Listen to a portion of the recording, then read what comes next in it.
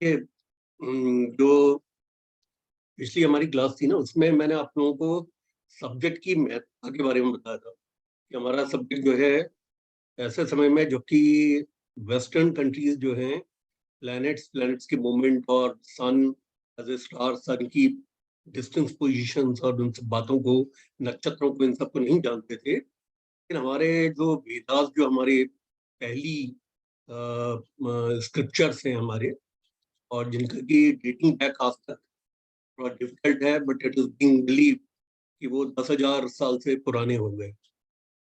और वेदों में इनका जिक्र है ज्योतिष का, और उसमें बकायदा श्लोक दिए हुए हैं। ये एक बहुत हमारे लिए बड़े गर्व का विषय है। पर दूसरा, इन्होंने जो जिस प्रकार से त्रिस्कंधी इन्होंने ज्योतिष लिखी है, इसका पहला स्कंद जो है वो सिद्धांत है। सिद्धांत इज ऑल मैथमेटिकल, और उसमें 18 ऋषियों ने अपने डिफरेंट सिद्धांत लिखे हैं। वाराह मिहिर ने जो पंच सिद्धांतिका लिखी थी, उसमें 5 सिद्धांतों के बारे में उन्होंने जिक्र किया था, आउट ऑफ दी 18।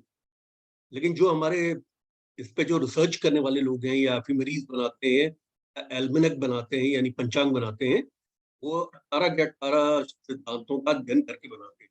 यानी क्या आप ये समझ लीजिए कि अगले आने वाले 3,000 4,000 साल का भी पंचांग बन सकता है उनके आधार पर। यानी कि एस्ट्रोनॉमिकल जो जितनी भी हेवनली बॉडीज हैं, उनकी क्या गति होगी, उनकी कहाँ पे, किस राशि पे, उनकी किस समय पे, किस ईयर में जाके उस राशि पे पोस्ट होंगे, वो सारी सारी चीजें हमें मालूम है। ये इसके बाद फिर उन्होंने एक बनाया संहिता। संहिता जो है मैन एंड हिज वर्ल्ड के लिए बनाया है। मतलब उसमें आपको मालूम है कि संहिता जो है मुंडेन एस्ट्रोलॉजी, तो mundane astrology is all connected with your vegetation. It is also about the mythology. When the rains are going to fall, we also talk about the fall of government or change of government. Also talk about any part of the world. If there is a war takes place, so that can also be pinpointed through the mundane astrology. Mundane जो मैदनी ज्योतिष है, उसके द्वारा earthquakes की भुज का earthquake जो था, KN Rao साहब ने 1 साल पहले अपनी भारतीय विद्या भवन की मैगजीन में निकाल दिया था। यानी कहने का मतलब है कि वो इतना मुंडेन एस्ट्रोलॉजी इतना स्ट्रॉन्ग सब्जेक्ट है, जो आपको गवर्नमेंट्स के एसेंशन ऑफ वॉल, इनके बारे में भी बताता है, साथ में अर्थक्वेक्स के बारे में भविष्यवाणियां करता है, मौसम के बारे में भविष्यवाणियां करता है, रेल के एक्सीडेंट्स, प्लेन के एक्सीडेंट्स किस समय पे होने की संभावना ज्यादा है, और किस लॉन्जिट्यूड लैटिट्यूड पे उसका एक्सीडेंट होगा, उन बातों को भी बताता है। तो you can even pinpoint which part of the world there is going to be very sensitive points existing where the plane may strike or plane may have some defects, it can fall down. तो इसका ये मतलब हुआ कि जो हमारा जो वैदिक हिंदू एस्ट्रोलॉजी है, ये अपने आप में बहुत ही गहन विषय है। उसके बाद उन्होंने बनाया तीसरा, उन्होंने आज व्यक्ति के बारे में जानने के लिए होरा या जातक बनाया। होरा जातक जो है पहले स्मृति, मतलब श्रुति स्मृति के साथ चलता था। यानी कि पहले हमारा कोई लेखन का कुछ होता नहीं था, कुछ पत्र पे लिखते थे, तो जो टीचर्स होते थे वो श्रुति सुनते थे स्टूडेंट्स, और स्मृति मतलब मेमोरी मेमोराइज करते थे उन सभी चीजों को, और इस प्रकार से वो सीखते थे। That is how it got passed on. और जिस समय लेखन का शुरू हुआ, तो भोजपत्रों से फिर उनको माइक्रोफिल्म्स में बनाया गया। तो यानी कहने का मतलब है कि हमारा साइंस जो है, वैदिक हिंदू एस्ट्रोलॉजी, ये बहुत गहन साइंस है। अभी तो आप ये समझिए कि you have been just looking at the tip of the iceberg. मतलब आप ये समझिए कि this course cannot take into account the mathematical or astronomical part of astrology, because that would take almost a 12 months course. But चूंकि मैं जो है इसमें बिलीव करता हूँ that my students should become very good teachers of the subject, मैं आप लोगों से ये आग्रह करूंगा, जब भी आपको मौका मिले आप मुंडेन एस्ट्रोलॉजी को भी पढ़ें, मैदनी ज्योतिष को, ताकि आप जो है शेयर मार्केट के फॉल, शेयर मार्केट के राइज होना, तिलहन और डिफरेंट जो उन चीजों के, जैसे आयरन है, मेटलर्जिकल ओर्स हैं, उनकी कब प्राइसेस फॉल करेंगे, ऑयल का प्राइस कब फॉल करेगा, इन सब बातों को आप ताकि उसमें से निकाल सके, और साथ में अर्थ के बारे में आप बता सकें। आप अपने अपनी जगह जहाँ पे आपका जो लॉन्जिट्यूड लैटिट्यूड है उस पे बारिश कब होगी, रेनफॉल कब होगा, कितना होगा, कहाँ पे ड्रॉट की स्थिति आएगी, कहाँ फेमीन की स्थिति आएगी, यानी भुखमरी की स्थिति आएगी। ये सारी की सारी चीजें आप इसमें से मैदानी ज्योतिष से आप निकल सकते हैं। और ये दोनों ही चीजें, संहिता और होरा, इन्हीं सिद्धांतों पर आधारित हैं जो कि मैथमेटिकली लिखे गए हैं। अब since we have out of the batch we have some new students, we'll have to, तो मैंने क्या किया कि I have designed the subject or my the lectures have been designed in such a way not only to provide the information to the new students, the basic information on one subject, but also to take into account the other people who are already gone through all of that material, so to give them some additional information. लेकिन ये हमारे जो students को, नए students को भी बहुत फायदा करने वाला है, क्योंकि none are going to the next step. वो लोग जो है नए स्टेप पे चले जाते हैं और वो उनके बारे में उनको ज्यादा तेजी से लर्निंग आती है। बना वो उसी पे है, सारा ज्योतिष जो है उसी आधार पे है, जिस आधार पे धीरे धीरे फिर हम उस तरह से चलेंगे। Then will go to the nuances of the subject, कहाँ पे कौन सी चीज इंपॉर्टेंट होती है, प्रेडिक्टिव पॉइंट ऑफ व्यू से आपने किन चीजों को आपने देखना है, then you have to look into the chart. तो मैं आपके सामने जो है आज का लेक्चर आपके सामने मैं शेयर करता हूँ। उसके पहले मैं आपको बता दूं कि इसमें है क्या।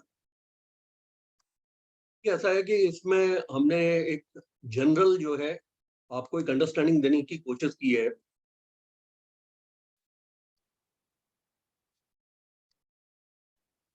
पहली बात तो ये है कि ये तो जनरल है, आप पढ़ लीजिएगा। इसका मतलब ये है कि horoscope is a description of the planets on the zodiac at the time when a child is born. तो बहरहाल वो जो हॉरोस्कोप जो बनती है उसका सबसे जो इम्पोर्टेंट एस्पेक्ट है वो एसेंडेंट है। अर्थ चूंकि अपने अपने अर्थ अपनी एक्सेस पे रोटेट करती है 24 आवर्स में, उसी पॉइंट पे आ जाती है। तो वो अर्थ के रोटेशन से और अर्थ के ऑब्लिक असेंशन में है, तो क्या होता है जितने भी नक्षत्र हैं, प्लैनेट्स हैं, ऐसा लगता है they are rising from the east and setting in the west. वो उसकी वजह से होता है। In the eastern horizon the sign, all the 12 sign are going to rise in 24 hours, क्योंकि हमारा हिंदू कैलेंडर है वो एक सूर्योदय से लेकर दूसरे सूर्योदय तक 24 घंटे को फॉलो करता है। यानी इसका मतलब ये हुआ कि उस 24 घंटे के अंदर 12 राशियों ने जो है उसमें उदित होना है ईस्टर्न होराइजन पे। तो हमने क्या किया है कि ये सारा हीलियोसेंट्रिक है। Sun is a star which is in the middle and the zodiac and ecliptic जो है वो उसके ऊपर पृथ्वी चल रही है। लेकिन हमने क्या किया, उसको स्वैप कर लिया, हमने जियोसेंट्रिक बना लिया है, यानी कि man is in the centre, earth is in the centre. और हमने सूर्य को एक प्लेनेट के रूप में, मतलब हमने का मतलब है कि जो हमारा फलित जिन्होंने लिखा है, उन्होंने चंद्रमा जो कि सैटेलाइट है पृथ्वी का, उसको भी एक प्लेनेट के रूप में लिया है, सूर्य को भी एक प्लेनेट के रूप में लिया है। और जो चंद्रमा जब एक्लिप्टिक पे पृथ्वी के चारों तरफ जब वो जाता है एज ए सैटेलाइट, तो उसका असेंडिंग जो नोड है वो सब राहु है, और जो डिसेंडिंग नोड है वो केतु है। लेकिन ये एक मैथमेटिकल सेंसिटिव पॉइंट्स हैं, लेकिन इन्हें हमने शैडोई प्लैनेट बना दिया। अब ये क्वेश्चन ये अराइज करता है कि उन दिव्य दृष्टा ऋषियों ने जो सब्जेक्ट आपका फलित का लिखा है और जिस तरीके से लिखा है, जिन एजम्पशंस पे लिखा है, उन एजम्पशंस के साथ आपको चलना होगा।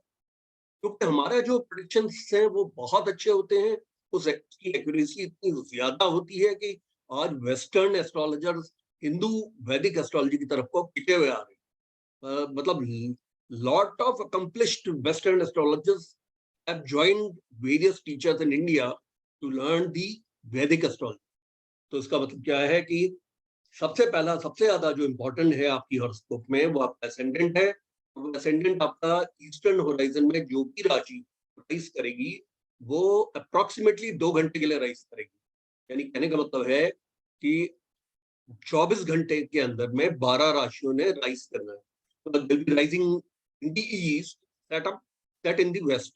तो उसका मतलब इस तरीके से पृथ्वी के आप अपनी धुरी पे घूमने की वजह से, तो जिस समय जो राशि उस समय राइज कर रही होती है वो 2 घंटे, अप्रोक्सीमेटली 2 आवर्स के करीब होती है।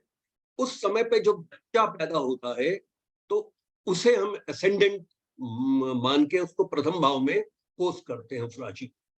और इसके अलावा हमें जो है उसकी असेंडेंट की डिग्रीज का पता एफिमेरीज के थ्रू चल जाता है, तो हम उसमें डिग्रीज लिख देते हैं। तो उसका मतलब है 30 डिग्री की एक राशि है, अगर वो 30 डिग्री की राशि 20 डिग्री चल चुकी है, 10 डिग्री और चलनी है, तो इसका मतलब है हम लिखेंगे उसमें 20 डिग्रीज का असेंडेंट। अगर सपोज वो 10 डिग्री चली है और 20 डिग्री अभी बाकी है, तो हम असेंडेंट की डिग्री को 10 डिग्री लिखते हैं। असेंडेंट को हम पोस्ट करते हैं इसमें फर्स्ट हाउस में, और इसमें एंटी क्लॉकवाइज चलता है, यानी कि जोडाइकल वेज में जो भी असेंडेंट आपका वहां पे पोस्ट होगा, अगर सपोज जो है राशि नंबर 7 यानी कि तुला राशि अगर पोस्ट हो रही है प्रथम भाव में, तो सेकेंड हाउस के अंदर में वृक्ष आएगी, थर्ड हाउस में धनु आएगी, फोर्थ हाउस में मकर आएगी, फिफ्थ हाउस में मकर के बाद कुंभ आएगी, और सिक्स हाउस में आएगी कन्या।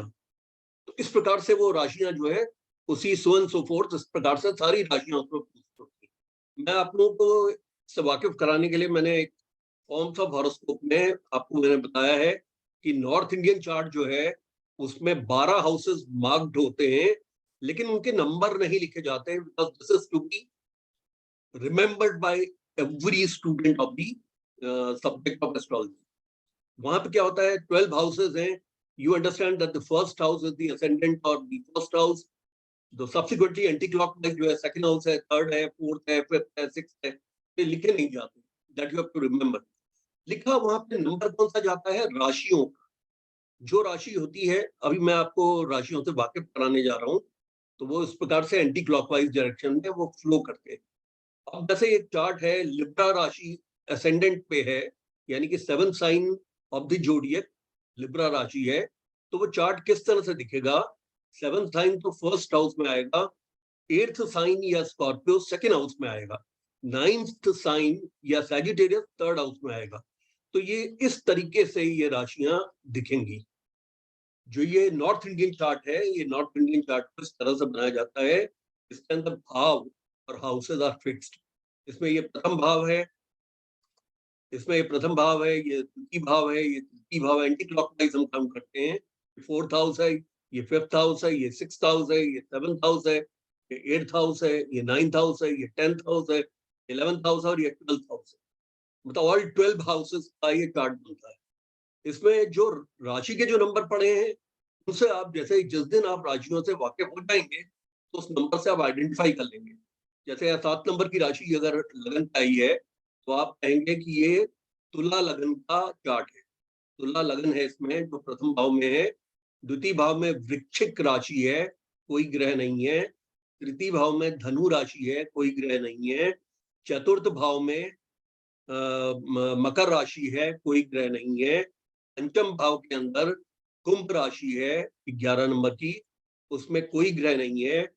जो छठा भाव है, ये 6th हाउस है, वहां पे पाइसेस राशि है, यानी कि मीन राशि है, उसमें राहु बैठे हैं। जो सप्तम भाव है उसमें मेष राशि है, और वहां पे शनि बैठे हैं, जो कि रेट्रोगेट है। मैं आप लोगों को रेट्रोगेट से भी वाकिफ कराऊंगा कि रेट्रोगेट का से क्या असर हो जाता है। अभी के लिए आप ये समझ लीजिए, अगर कहीं पर आर लिखा है, इसका मतलब ग्रह वक्री है। वक्री ग्रह का मतलब ये होता है कि वो चेस्ट बली है, यानी कि उसकी पावर जो है इंक्रीज हो जाती है। उसके बाद 8th हाउस में वृष राशि है, लेकिन उसमें कोई ग्रह नहीं है। 9th हाउस में मिथुन राशि है, उसमें कोई ग्रह नहीं है। 10th हाउस में चंद्रमा और मंगल है, जो कि कर्क राशि के अंदर है। और 11th हाउस में सिंह राशि है, जिसमें सूर्य बैठे हैं, बुध बैठे हैं, गुरु बैठे हैं, और शुक्र बैठे हैं।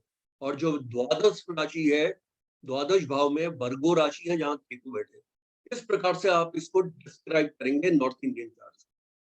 अब ये आया ईस्ट इंडियन चार्ट जो है, क्योंकि हमारे पास सॉफ्टवेयर में ईस्ट इंडियन चार्ट नहीं था, लेकिन मैं आपको बता दूं, ईस्ट इंडियन चार्ट में क्या होता है कि हाउसेस फिक्स्ड होते हैं। मतलब इसमें जो है इस तरीके से ऐसे लाइनें खींची जाती हैं ऊपर से नीचे। ये बिहार में, बंगाल में चलता है। ये एक क्रॉस मार के, उसके बाद बीच में क्रॉस, उसके बाद इनको और क्रॉस मार के 12 बनाया जाता है। तो ऐसा सर्कुलर टाइप का बनता है।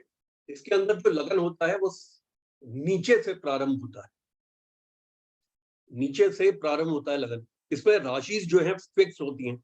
तो जो पहला भाव है वहां पे मेष लिखा होगा। अगर ये तुला राशि की बनेगा तो तुला राशि, यहाँ पे लगन वो बंगला में लिखेंगे, नीचे नीचे से लगन प्रारंभ होगी। और काउंटिंग जो है इसमें भी एंटी क्लॉकवाइज होती है, बिल्कुल जैसे कि हमारे नॉर्थ इंडियन चार्ट में होती है। मैं आप लोगों को इसकी एक पिक्चर डाल दूंगा ग्रुप में, तो आप इसे पहचान पाएंगे। सबसे ज्यादा इन वोग जो है वो या तो नॉर्थ इंडियन चार्ट है या साउथ इंडियन चार्ट है। जो आप बुक्स लेंगे उसमें बहुत सी बुक्स में साउथ इंडियन चार्ट दिखाया गया है। साउथ इंडियन चार्ट्स में जो सदर्न स्टेट्स में यूज होता है, उसमें राशि फिक्स्ड होती है और इनका नंबर मेंशन होता है चार्ट में। लेकिन हाउसेस जो हैं वो डिपेंड करते हैं कि असेंडेंट और लगन कहाँ पे गया है। तो असेंडेंट को दो ट्रैवर्स लाइंस, इस तरीके से अगर दो लाइन कहीं पे खिंची हैं तो आप समझ जाएंगे कि ये असेंडेंट यहां से प्रारंभ हो रहा है। या उस पर अगर एएस लिखा है असेंडेंट, दो ascendant becomes the first house and the remaining houses clockwise direction में आप काम करेंगे। जैसे ये है, ये चार्ट आपका, ये साउथ इंडियन चार्ट है। यहाँ से काउंटिंग शुरू होती है। इस चार्ट में पाराचलाइट ने 1 नंबर नहीं लिखा, लेकिन इसे 1 नंबर माना जाता है, यानी मेष राशि का। मेष राशि ये है, ये वृष है, वृष के बाद ये मिथुन है, मिथुन के बाद ये कर्क है, कर्क के बाद ये सिंह है, फिर कन्या है, कन्या के बाद में आ गया तुला। तो आप देखिए तुला पे इन्होंने असेंडेंट लिखा है एएस। यहाँ पे वो असेंडेंट भी लिख सकते हैं या दो ट्रेवर्स लाइंस डाल सकते हैं। मतलब दो, इस तरीके से दो लाइनें खींच सकते हैं, वो भी आप समझ जाएंगे असेंडेंट है। ये यहाँ से फिर आप काउंटिंग शुरू करेंगे। This becomes the first house. उसके बाद में ये वृश्चिक है, ये धनु है, ये मकर है, ये कुंभ है और ये मीन है, और फिर मेष है। मेष के बाद वृष है, फिर आपके मिथुन है, कर्क है। तो जिस तरीके से आप देख रहे हैं कि कर्क राशि में उनके इस अननोन हॉरोस्कोप में चंद्रमा और मंगल बैठे हुए हैं, उसी तरीके से आप देखें कर्क राशि में चंद्रमा और मंगल बैठे हुए हैं। कैसे काउंट होगा? यहाँ पे मेष राशि है, मेष, वृष, मिथुन, कर्क। इसी प्रकार से जैसे सिंह राशि में 4 ग्रह बैठे हैं, सूर्य, बुध, गुरु, शुक्र। तो आप ये देखिए कि यहाँ पे 4 ग्रह बैठे हुए हैं, गुरु, शुक्र, सूर्य, बुध। देखिए चूंकि आप लोगों ने ना, कल को आप टीचर बन जाएंगे इस सब्जेक्ट के, तो मैं चाहता हूं कि एज ए टीचर आप वाकिफ होने चाहिए कि साउथ इंडियन चार्ट, जो आपको ज्यादातर किताबों में साउथ इंडियन चार्ट्स मिलेंगे, बहुत सी किताबों में आपको नॉर्थ इंडियन चार्ट्स मिलेंगे, और बहुत सी ऐसी भी पुस्तकें हैं जहाँ पे दोनों ही north Indian as well as south Indian charts बनाए जाते हैं। अगर आप बंगला का लिटरेचर पढ़ेंगे तो आपको वहां पे ईस्टर्न चार्ट दिखाई पड़ेगा। तो ईस्टर्न चार्ट की मैं फोटो आपके उसमें डाल दूंगा। अब हमें समझने की जरूरत है जोडियक है क्या। हमारा जो एंशिएंट साइंस है वो साइंस जियोसेंट्रिक जोडियक पर आधारित पूरा फलित को लिखता है, जबकि एस्ट्रोनॉमर्स के पॉइंट ऑफ व्यू से जो जोडियक है उसमें मिडिल में सूर्य है, उसे हीलियोसेंट्रिक बोलते हैं, क्योंकि वो एक तारा है, वो एक तारा है, वो मिडिल में है। लेकिन हमारे ऋषियों ने उसको स्वैप कर दिया है पृथ्वी से, पृथ्वी को मिडिल में कर दिया है। इसीलिए आप देखते हैं कि हर मास संक्रांति होती है। जैसे जब वो मकर में प्रवेश करते हैं सूर्य, तो उस समय मकर संक्रांति होती है, जो कि आपके 14 तारीख या 15 तारीख को पड़ती है जनवरी में। इस प्रकार से जब भी सूर्य, जो कि 30 दिन में 30 डिग्री की एक राशि बदलते हैं, 1 डिग्री प्रतिदिन चलते हैं, तो सूर्य जब भी कभी राशि बदलते हैं तो उसे संक्रांति बोला जाता है। तो आपको मालूम होगा कि आप लोग धार्मिक हैं, संक्रांति में आप जो है पंडितों को सीधा देते हैं, यानी और खिचड़ी का दान करते हैं, खिचड़ी आप बनाते हैं अपने घर में, उसको आप बांटते हैं। तो हम ये जो एस्ट्रोनॉमर्स जो फॉलो करते हैं वो हीलियोसेंट्रिक ऑब्जर्वेशन को लेते हैं, लेकिन हमारे उसमें जियोसेंट्रिक है। और सूर्य का जो एक्चुअल पाथ ऑफ अर्थ है वो सूर्य के का पाथ है, अपरेंट पाथ है, यानी उसको हम एक्लिप्टिक बोलते हैं या सूर्य व्रत बोलते हैं या क्रांति व्रत बोलते हैं। इस क्रांति वृत्त के दोनों तरफ 8 degree, 8 degrees on both sides. इसका मतलब ये जो आपका जोडियक है 16 डिग्री की बेल्ट होगी, 16 डिग्री की बेल्ट है, 8 डिग्रीज ऑन आइदर साइड। इसी में सारे के सारे प्लैनेट जो है ऑर्बिट कर रहे होते हैं। इस जोडियक के में ये जोडियक जो हमारा है 16 डिग्री की बेल्ट का, ये हमारी स्टडी ऑफ हिंदू एस्ट्रोलॉजी का एक इंटरेस्ट पॉइंट, सारा अध्ययन हम इसी का करते हैं। इसे भचक्र भी बोलते हैं या जोडियक भी बोलते हैं, हिंदी में भचक्र बोलते हैं। 360 डिग्री का होता है। इसको 12 राशियों में डिवाइड किया जाता है, तो 30 डिग्री की प्रत्येक राशि या भाव आते हैं। साइन ऑफ जो जो उसमें जोडियक हैं उसमें उनकी जो कौन क्या नाम है उनका, उसमें कौन से प्लैनेट उसके लॉर्ड्स हैं, वहां पे कौन सा प्लैनेट उच्च का होता है, कौन सा प्लैनेट नीच का होता है, उच्च और नीच के, ये सारे मैंने नीचे टेबल में दिए हैं। राहु और केतु को कोई भी किसी भी राशि की ओनरशिप नहीं दी गई है। सूर्य और चंद्रमा को लॉर्डशिप तो दी गई है एक एक साइन की, और बाकी जो प्लैनेट्स हैं उनको 2 साइन की लॉर्डशिप है। तो हम यहाँ से शुरू करते हैं। नंबर अलॉटेड टू द राशि। तो ये जो राशियों के जो नंबर होते हैं वही लिखे जाते हैं। हमेशा याद रखिएगा कि जब आप जैसे ही आप कुंडली खोलते हैं तो राशि का नंबर लिखा होता है, इससे आपको याद करना होता है। जैसे आप देखिए वहां पे 7 नंबर लिखा है, तो 7 का मतलब है लिब्रा राशि, वो लगन की राशि। तो यहाँ पे देखिए आप, ये पहली जो राशि है वो एरीज है, इसे हिंदी में मेष राशि बोलते हैं। जो जोडाइकल डिग्रीज होती हैं वो एरीज के 0 डिग्री से प्रारंभ होती है, जो कि वर्नल इक्विनॉक्स या वसंत संपात, वसंत संपात ही वो पॉइंट है जहां से एरीज 0 डिग्री प्रारंभ हो रहा है। तो इसका जोडाइकल जो डिग्रीज आएंगी वो आएगी 0 डिग्री से 30 डिग्री, क्योंकि प्रत्येक राशि जो है वो 30 डिग्री की है। राशियां जो है उसी हाउसेस भी 30 डिग्रीज के हैं, राशियां भी 30 डिग्रीज की हैं, उनके ऊपर फिट होती है।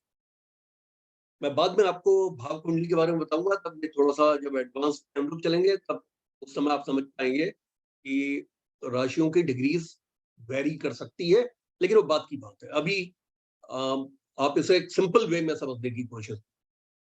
सिंपल बात यह है कि 0 से 30 डिग्री में एरीज राशि रहेगी। इसके जो लॉर्ड हैं वो मार्स हैं, या उनको हिंदी में मंगल कहते हैं। इस राशि के अंदर सूर्य इस एरीज राशि पे 10 डिग्री का परमोच्च बिंदु है उसका, मतलब एग्जॉल्टेड साइन है।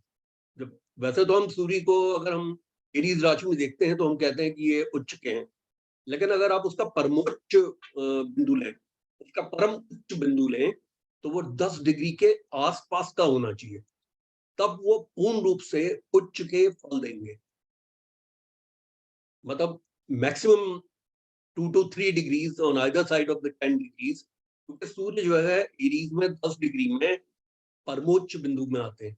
और इसी एरीज राशि के अंदर जो शनि है वो 20 डिग्री पे नीच के होते हैं, यानी प्लस एंड माइनस 2 डिग्रीज। ये वैसे हम शनि एरीज में देखते हैं तो हम तुरंत बोलते हैं ये तो नीच के हैं, लेकिन करेक्ट जो है वो परम नीच जो बिंदु उनका है वो है 20 डिग्री, और उसी से 2 डिग्रीज ऑन बोथ साइड्स। इसके बाद फिर जो दूसरी नंबर की राशि है वो टॉरस है। टॉरस के को हिंदी में वृषभ बोलते हैं। ये अब 30 डिग्री से 60 डिग्री 30 डिग्री बढ़ती जाएगी, तो ये जुडाइकल डिग्री इसकी हो गई 30 से 60 डिग्री। इसके स्वामी जो है टॉरस के शुक्र हैं, इसको वीनस बोलते हैं इंग्लिश में। यहाँ पे जो चंद्रमा है टॉरस में 3 डिग्री तक उच्च के होते हैं। आप ये समझिए कि चंद्रमा अगर 3 डिग्री और प्लस माइनस में होंगे तो तब वो परम उच्च बिंदु के माने जाएंगे। इसमें कोई भी ग्रह नीच का नहीं होता। उसके बाद आया आपके नेक्स्ट साइन आया 3rd नंबर का जेमिनी। जेमिनाई जो साइन है उसको मिथुन बोलते हैं। ये 60 डिग्रीज टू 90 डिग्रीज का होता है। इसके स्वामी बुध हैं, जिनको मरकरी इंग्लिश में बोलते हैं। इसमें कोई भी ग्रह ना उच्च का होता है या नीच का नहीं होता। नीच और उच्च का कोई ग्रह नहीं होते। उसके बाद चौथे नंबर पर आते हैं कर्क राशि, कैंसर साइन। कैंसर बोलते हैं उसको, हिंदी में कर्क बोलते हैं। ये 90 डिग्रीज टू 120 डिग्रीज का है। और इसके स्वामी हैं चंद्रमा। चंद्रमा को सिर्फ एक राशि मिली है, यानी कर्क राशि, और इसमें गुरु जो है 5 डिग्री पे कर्क राशि के अंदर परमोच्च बिंदु पे रहते हैं, यानी परम उच्च बिंदु उनका है एक्सॉल्टेशन का या उच्च का होना 5 डिग्री पे। यहाँ पे मंगल जो है कर्क राशि के अंदर 28 डिग्री पे परम नीच स्थिति में होते हैं, यानी कहने का मतलब है debilitated eight 28 degrees in Cancer sign, Mars would be considered, and plus minus as I told you would be 2 degrees. इसके बाद आता है लियो sign.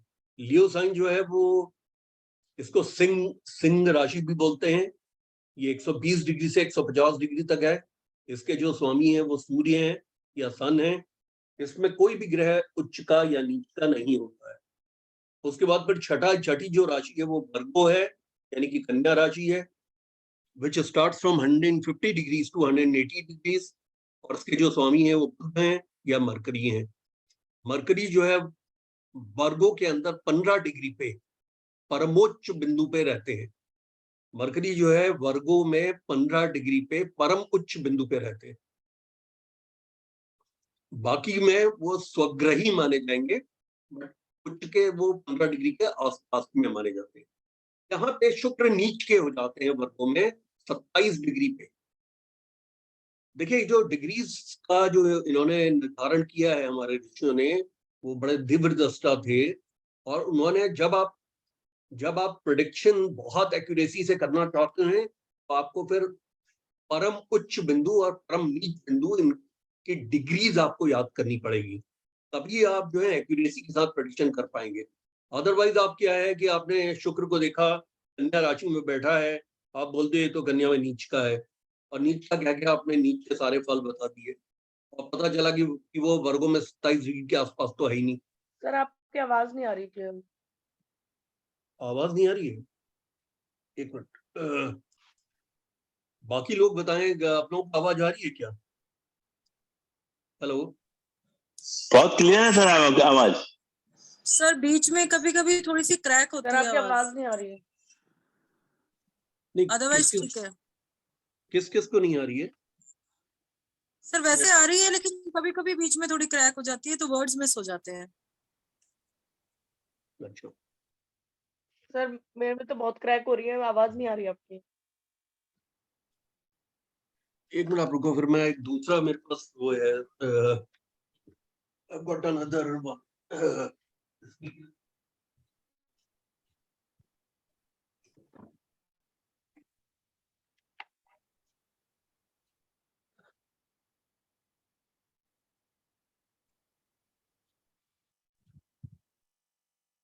Experience Sound Monster. Bluetooth mode.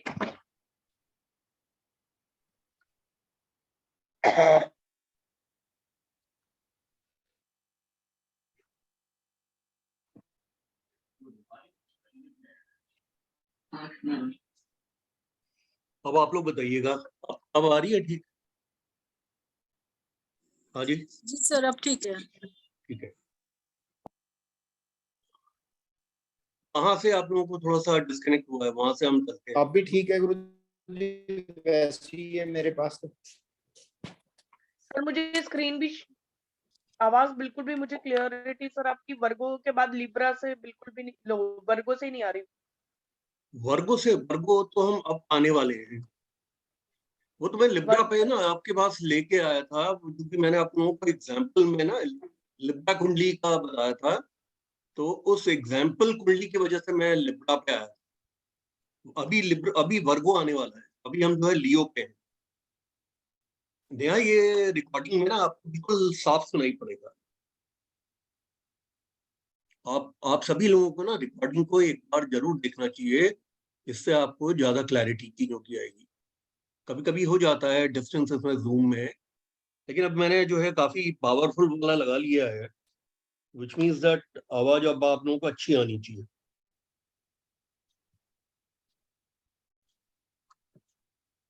Max volume. इसके अंदर स्पीकर भी है जो मेरी तरफ को। अब देखिए कर्क राशि की बात है, कर्क राशि जो 4th नंबर की है, इसको 4th नंबर मिला है, इसे कैंसर बोलते हैं। कैंसर का मतलब कर्क राशि है। जिसका कि स्पैन है 90 डिग्रीज टू 120 डिग्रीज।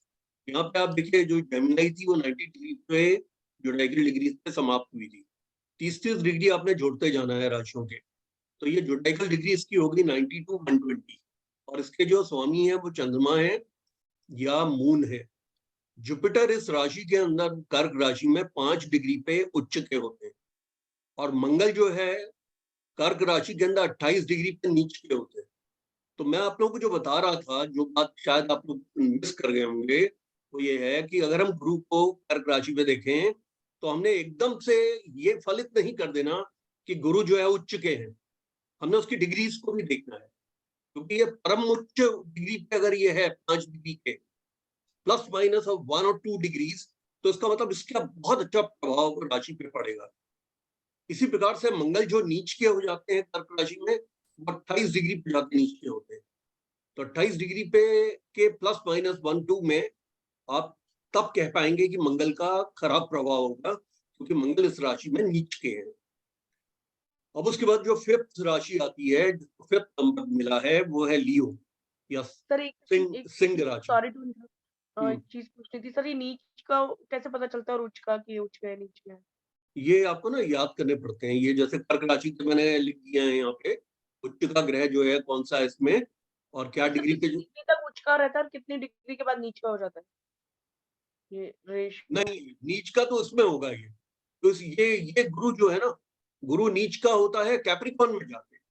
मतलब ये नीचे अभी आप देखेंगे, नीचे जो कैप्रिकॉन राशि जब आएगी ना, तो उसमें यहाँ लिखा हुआ है गुरु कैप्रिकॉन में 5 डिग्री का नीच का होता है। तो ये राशि विशेष में ये उच्च के होते हैं और राशि विशेष में ही ये नीच के होते हैं। इस राशि के अंदर नहीं होगा ये नीच का। गुरुजी, ये सारे जितने भी राशियां हैं, इनके आगे डिग्री मेंशन होती ही है या ऐसे भी कुछ राशियां हैं जिनमें डिग्रीज नहीं होती होंगी? आपके सॉफ्टवेयर में डिग्रीज मेंशन होती है, प्लैनेट्स की डिग्रीज वहां मेंशन होती है, राशियों की डिग्रीज मेंशन नहीं होती, क्योंकि प्रत्येक राशि 30 डिग्री की है। जी। मतलब हम we are going by theory of equal houses. Equal houses का मतलब ये होता है कि हर हाउस 30 डिग्री का है और उस पर बैठी हुई राशि भी 30 डिग्री की है। जी। तो राशि की डिग्री मेंशन करने की उनको जरूरत नहीं है। प्लैनेट्स की डिग्री जो है नीचे के फुट होल्ड में on the left side planets की डिग्रीज वहां पे मेंशन होती है। अभी मैं आपको ना ये जो हॉरोस्कोप मैंने आपको बताई है, इस हॉरोस्कोप में आपको दिखा देता हूँ। ये देखिए नॉर्थ इंडियन, यहाँ आप देखिए ये असेंडेंट की डिग्री लिखी हुई है 23 डिग्री 37 मिनट। सूर्य की डिग्री लिखी है 4 डिग्री 45 मिनट 10 सेकंड। चंद्रमा की लिखी है 2 डिग्री 17 मिनट 50 सेकंड। मंगल की लिखी है 16 डिग्री 35 मिनट 01 सेकंड। ये और साथ में ये लिखा होता है किस नक्षत्र में है, नक्षत्र का नाम लिखा होता है, नक्षत्र का चरण लिखा होता है। इसके लिए आपको पास एक सॉफ्टवेयर होने की जरूरत है। When you have already become a now student of astrology, so get a software installed near the laptop, so you can make the horoscope of family members and do some practice also. Sir कौन सा होता है वो? Parashar light, software Parashar light बहुत अच्छा software है। क्या अगर नाम है आपने sir? Parashar light 7.1, sir astro stage बोल के भी एक ऐप आता है, उसकी वो एस्ट्रो सेज में ना थोड़ा सा उसके अंदर में दशाएं सही नहीं आती और प्लैनेट्स की डिग्रीज सही नहीं आती। एस्ट्रो सेज जो है वो फ्री का सॉफ्टवेयर है, तो वो उसमें, और पाराशर लाइट चूंकि पेड सॉफ्टवेयर है, तो मतलब if you have to become a professional astrologer then you will have to buy a official version. वो ऑफिशियल जो, और नहीं तो otherwise there are many people in the market who can download this software in your computer for charging you anywhere between 800 to 1200. तो गुरुजी per month degrees है, sorry गुरुजी, ये जो degrees है ये भी पूरा अफेक्ट करती है बंदे की मतलब पर्सन की प्रेडिक्शन में? बिल्कुल। अब जैसे जैसे हमारा इवॉल्व होगा, जैसे जैसे हमारा कोर्स जो है आगे बढ़ेगा, तो फिर हम इनकी डिग्रीज को यूज करने वाले हैं। तो जो एस्ट्रो सेज में जो गुरुजी, इसी से संबंधित एक थोड़ा सा प्रश्न, और इसके बाद पहले तो असेंडेंट आ गया, 70 से नेक्स्ट। आपकी आवाज बहुत कट रही है जितने सब। ये नक्षत्र से सबसे पहले तो असेंडेंट आ गया। असेंडेंट जैसे इन्होंने दिखाया है ना, 23 डिग्री 37 मिनट और 48 सेकंड का, ये तो असेंडेंट की डिग्री है। जी उसके आगे नक्षत्र लिखा है विशाखा। ठीक है, विशाखा मतलब ये गुरु का नक्षत्र ठीक हो है। गया। आप देख रहे हैं गुरु लिखा हुआ है। ठीक, ये और विशाखा नहीं, का कौन सा चरण है वो लिखा है 2 नंबर। ये विशाखा का सेकंड चरण है, इसलिए ये विशाखा 2 लिखा हुआ है यहाँ पे। तो आप देख रहे हैं जुपिटर के आगे 2 लिखा हुआ। नहीं, विशाखा 2 से पहले गुरुजी, विशाखा के पहले तो मग्गा से डिग्री आगे। लिखी है। विशाखा के डिग्री पहले से नहीं, आगे विशाखा के बाद में नक्षत्र। मगा लिखा है। सूर्य का लिखा है वो मगा। मग्गा से आगे नेक्स्ट। ये तो सूर्य है जो कि मगा नक्षत्र का है। सूर्य 4 डिग्री 45 मिनट 10 सेकंड मगा नक्षत्र का है और द्वितीय चरण का है। उसके बाद चंद्रमा है। चंद्रमा 2 डिग्री 17 मिनट और 49 सेकंड्स का है, पुनर्वसु नक्षत्र का है और उसका चौथा चरण है। ये ज्यादा इंपॉर्टेंट नहीं है अभी आपके लिए, आप बस ये समझ लीजिए, क्योंकि हम इस हॉरोस्कोप पे कुछ कर नहीं रहे। ये तो मैंने आप लोगों को ना नॉर्थ इंडियन हॉरोस्कोप बनाने का तरीका मैंने आपको दिखाया है। ये नए स्टूडेंट्स के लिए है, आप तो वाकिफ हैं, आप तो ज्योतिष में काफी जानते हैं। ये तो this has only been an example kundli shown to the new student about north Indian chart, कि नॉर्थ इंडियन चार्ट बनता कैसे है। वो पाराशलाइट में बनाएंगे तो जो चार्ट बनाएंगे उस चार्ट की अपनी डिफरेंट डिग्रीज होंगी। असेंडेंट की डिग्री डिफरेंट होगी। अगर वो अपने बच्चों का बनाएंगे तो बच्चों का असेंडेंट भी फर्क होगा, और अपने भाई बहनों का बनाएंगे तो उनका असेंडेंट फर्क होगा, असेंडेंट की डिग्री। मैं तो उनको ये बता रहा हूँ कि असेंडेंट की यहाँ पूरी डिग्रीज लिखी भी होती है, उसकी एक रेलेवेंस है। ओके ओके गुरु। ये हाँ।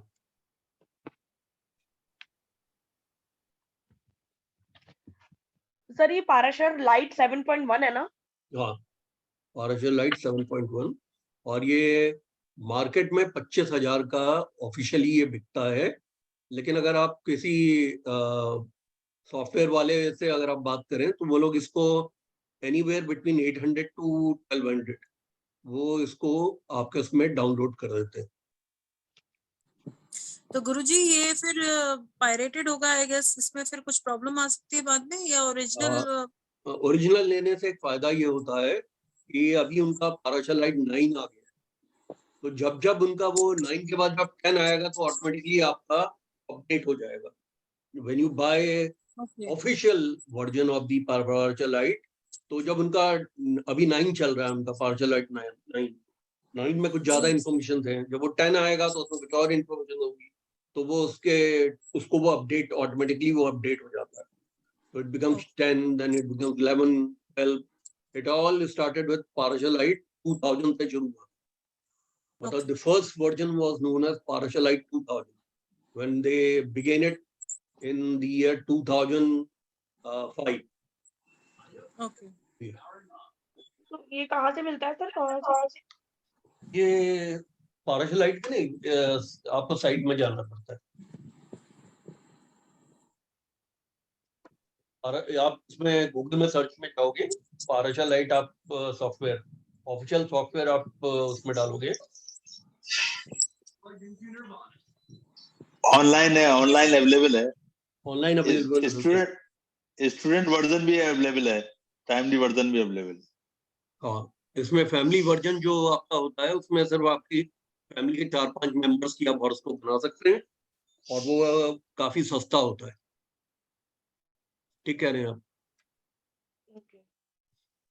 एक इसका मेच्योर वर्जन है, एक इसका प्रोफेशनल वर्जन है। अगर आप प्रोफेशनल वर्जन लेंगे तो 25,000 का है, जिसमें आप स्टोर भी कर सकते हैं हॉरोस्कोप, तो नंबर ऑफ हॉरोस्कोप आप बना सकते हैं। अब let us come to our point now.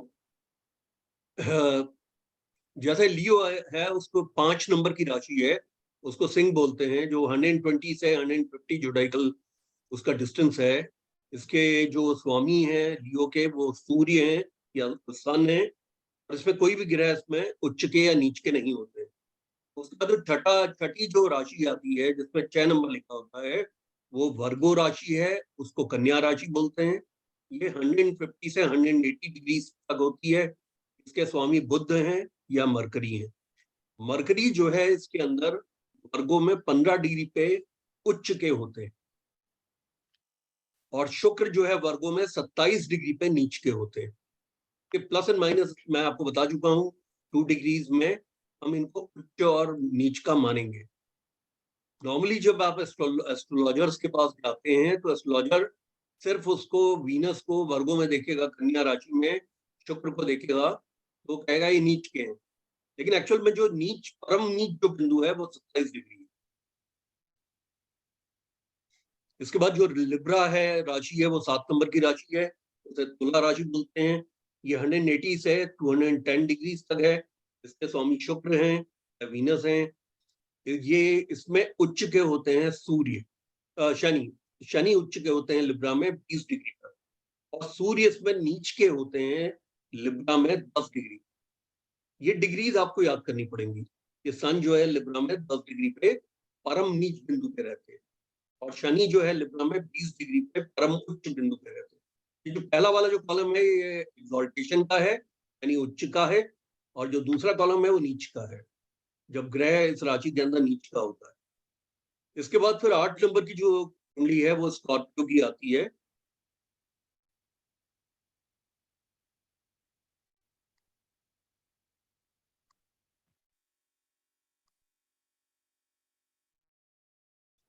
आठ नंबर की जो राशि है वो स्कॉर्पियो की है। स्कॉर्पियो वृश्चिक राशि को कहते हैं। ये 210 से 240 डिग्री तक है। इसके स्वामी मंगल हैं, यानी मार्स। इसमें कोई भी ग्रह स्कॉर्पियो में उच्च के नहीं होते, लेकिन चंद्रमा स्कॉर्पियो में 3 डिग्री पे नीच के होते। ये जो मेरी कोर्स मटेरियल है, this is going to be send attached with your email. तो इसको आप पढ़िएगा, इसका प्रिंट आउट निकाल के इसको जरूर पढ़िएगा, और मेरे वीडियोस को 2 बार वॉच कीजिए। तो जो नए स्टूडेंट्स हैं वो बड़ा फास्टर वेज में चीजों को लर्न करते हुए चले जाएंगे। इसके बाद आता है 9 नंबर पे सैजिटेरियस राशि, जिसे धनु राशि बोलते हैं। ये इसकी जोडाइकल डिग्रीज है 240 टू 270 डिग्रीज। इसके स्वामी है गुरु या जुपिटर। इसको हिंदी में गुरु कहते हैं और इंग्लिश में जुपिटर। इसमें कोई भी ग्रह उच्च का नहीं है, कोई भी ग्रह नीच का नहीं है। उसके बाद आते हैं 10 नंबर की जो राशि है वो कैप्रिकॉर्न है, जिसको मकर राशि बोलते हैं। 270 टू 300 डिग्रीज की है। इसके स्वामी शनि है या सैटर्न बोलते हैं। मंगल कैप्रिकॉर्न में 28 डिग्री पे उच्च के होते हैं, और गुरु कैप्रिकॉर्न में 5 डिग्री पे नीच के होते हैं। जो नेहा ने प्रश्न पूछा था कि गुरु कब नीच के होते हैं, तो गुरु कैप्रिकॉर्न में 5 डिग्री पे नीच के होते हैं। कैंसर में वो 5 डिग्री पे उच्च के होते हैं। ये देखिए, जुपिटर जो है कैंसर साइन में 5 डिग्री पे उच्च के होते हैं। ये कैप्रिकॉर्न में जाके नीचे होते हैं 5 डिग्री पे। उसके बाद नेक्स्ट राशि है एक्वेरियस, यानी कि कुंभ राशि, जो 300 डिग्री से 330 डिग्री तक है, जो जोडाइकल डिग्रीज तक।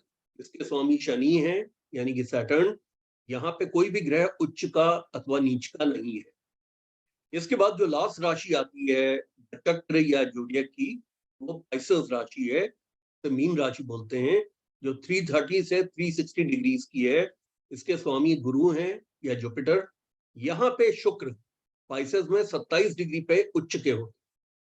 शुक्र पाइसेस में 27 डिग्री पे उच्च के होते हैं, और बुध जो है पाइसेस में 15 डिग्री पे नीच के होते हैं। इसको याद करने का ना एक बहुत अच्छा तरीका ये है कि ये जब उच्च के हो रहे हैं पाइसेस में 27 डिग्री के, तो आप वहां जाइए जहां वो नीच के हो रहे हैं। वीनस देखिए वर्गों में 27 डिग्री पे नीच के हो रहे हैं। जितने डिग्री पे वो उच्च के होते हैं, उतने डिग्री पे वो दूसरी राशि में जाके नीच के होते हैं। शुक्र जो है कन्या राशि के अंदर 27 डिग्री पे नीच के होते हैं, और यहाँ पे पाइसेस में शुक्र 27 डिग्री पे उच्च के होते हैं। बुध पाइसेस में 15 डिग्री पे नीच के हो रहे हैं, और बुध वर्गों में, देखिए वर्गों के अंदर में बुध वर्गों में 15 डिग्री पे उच्च के हो रहे हैं। तो अगर आपने एक डिग्री याद कर ली, उच्च की डिग्री याद कर ली, तो आपको नीच की डिग्री याद करने की जरूरत नहीं है। आपको सिर्फ राशि को याद करने की जरूरत है, किस राशि में वो नीच के हो रहे हैं। The moment you come to know इस डिग्री पे ये उच्च के हैं, तो उतनी ही डिग्री पे वो नीच के हैं दूसरी राशि के अंदर। ये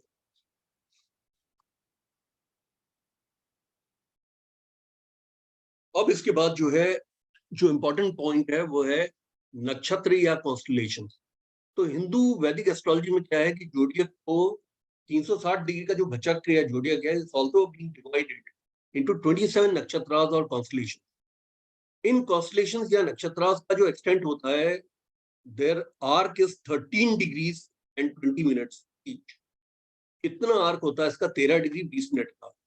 नक्षत्र जो है वो एक ग्रुप ऑफ स्टार्स है, जो जिसका जो नाम पड़ा हुआ है नक्षत्र का, वो उनमें से प्रोमिनेंट स्टार के ऊपर उस ग्रुप पे आधारित है।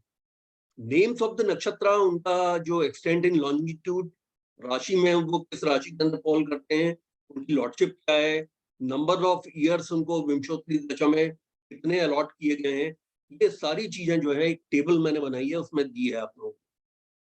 यानी कि एक राशि जो 30 डिग्री की है, उसके अंदर में 2.25 नक्षत्र होते हैं। राशि के अंदर में 2.25 नक्षत्र, मतलब 9 चरण होते हैं नक्षत्र के। इसका मतलब 13 डिग्री 20 मिनट की जो नक्षत्र का स्पैन है, उसको 3 degree 20 minute, 3 degree 20 minute, 3 degree 20 minute, 3 degree 20 minute, यानी 4 चरणों में इसको बांटा गया है। 3 डिग्रीज एंड 20 मिनट्स का एक चरण होता है। अगर आप 3 डिग्री 20 मिनट को अगर आप 4 बार जोड़ लें तो 13 डिग्री 20 मिनट आ जाएगा,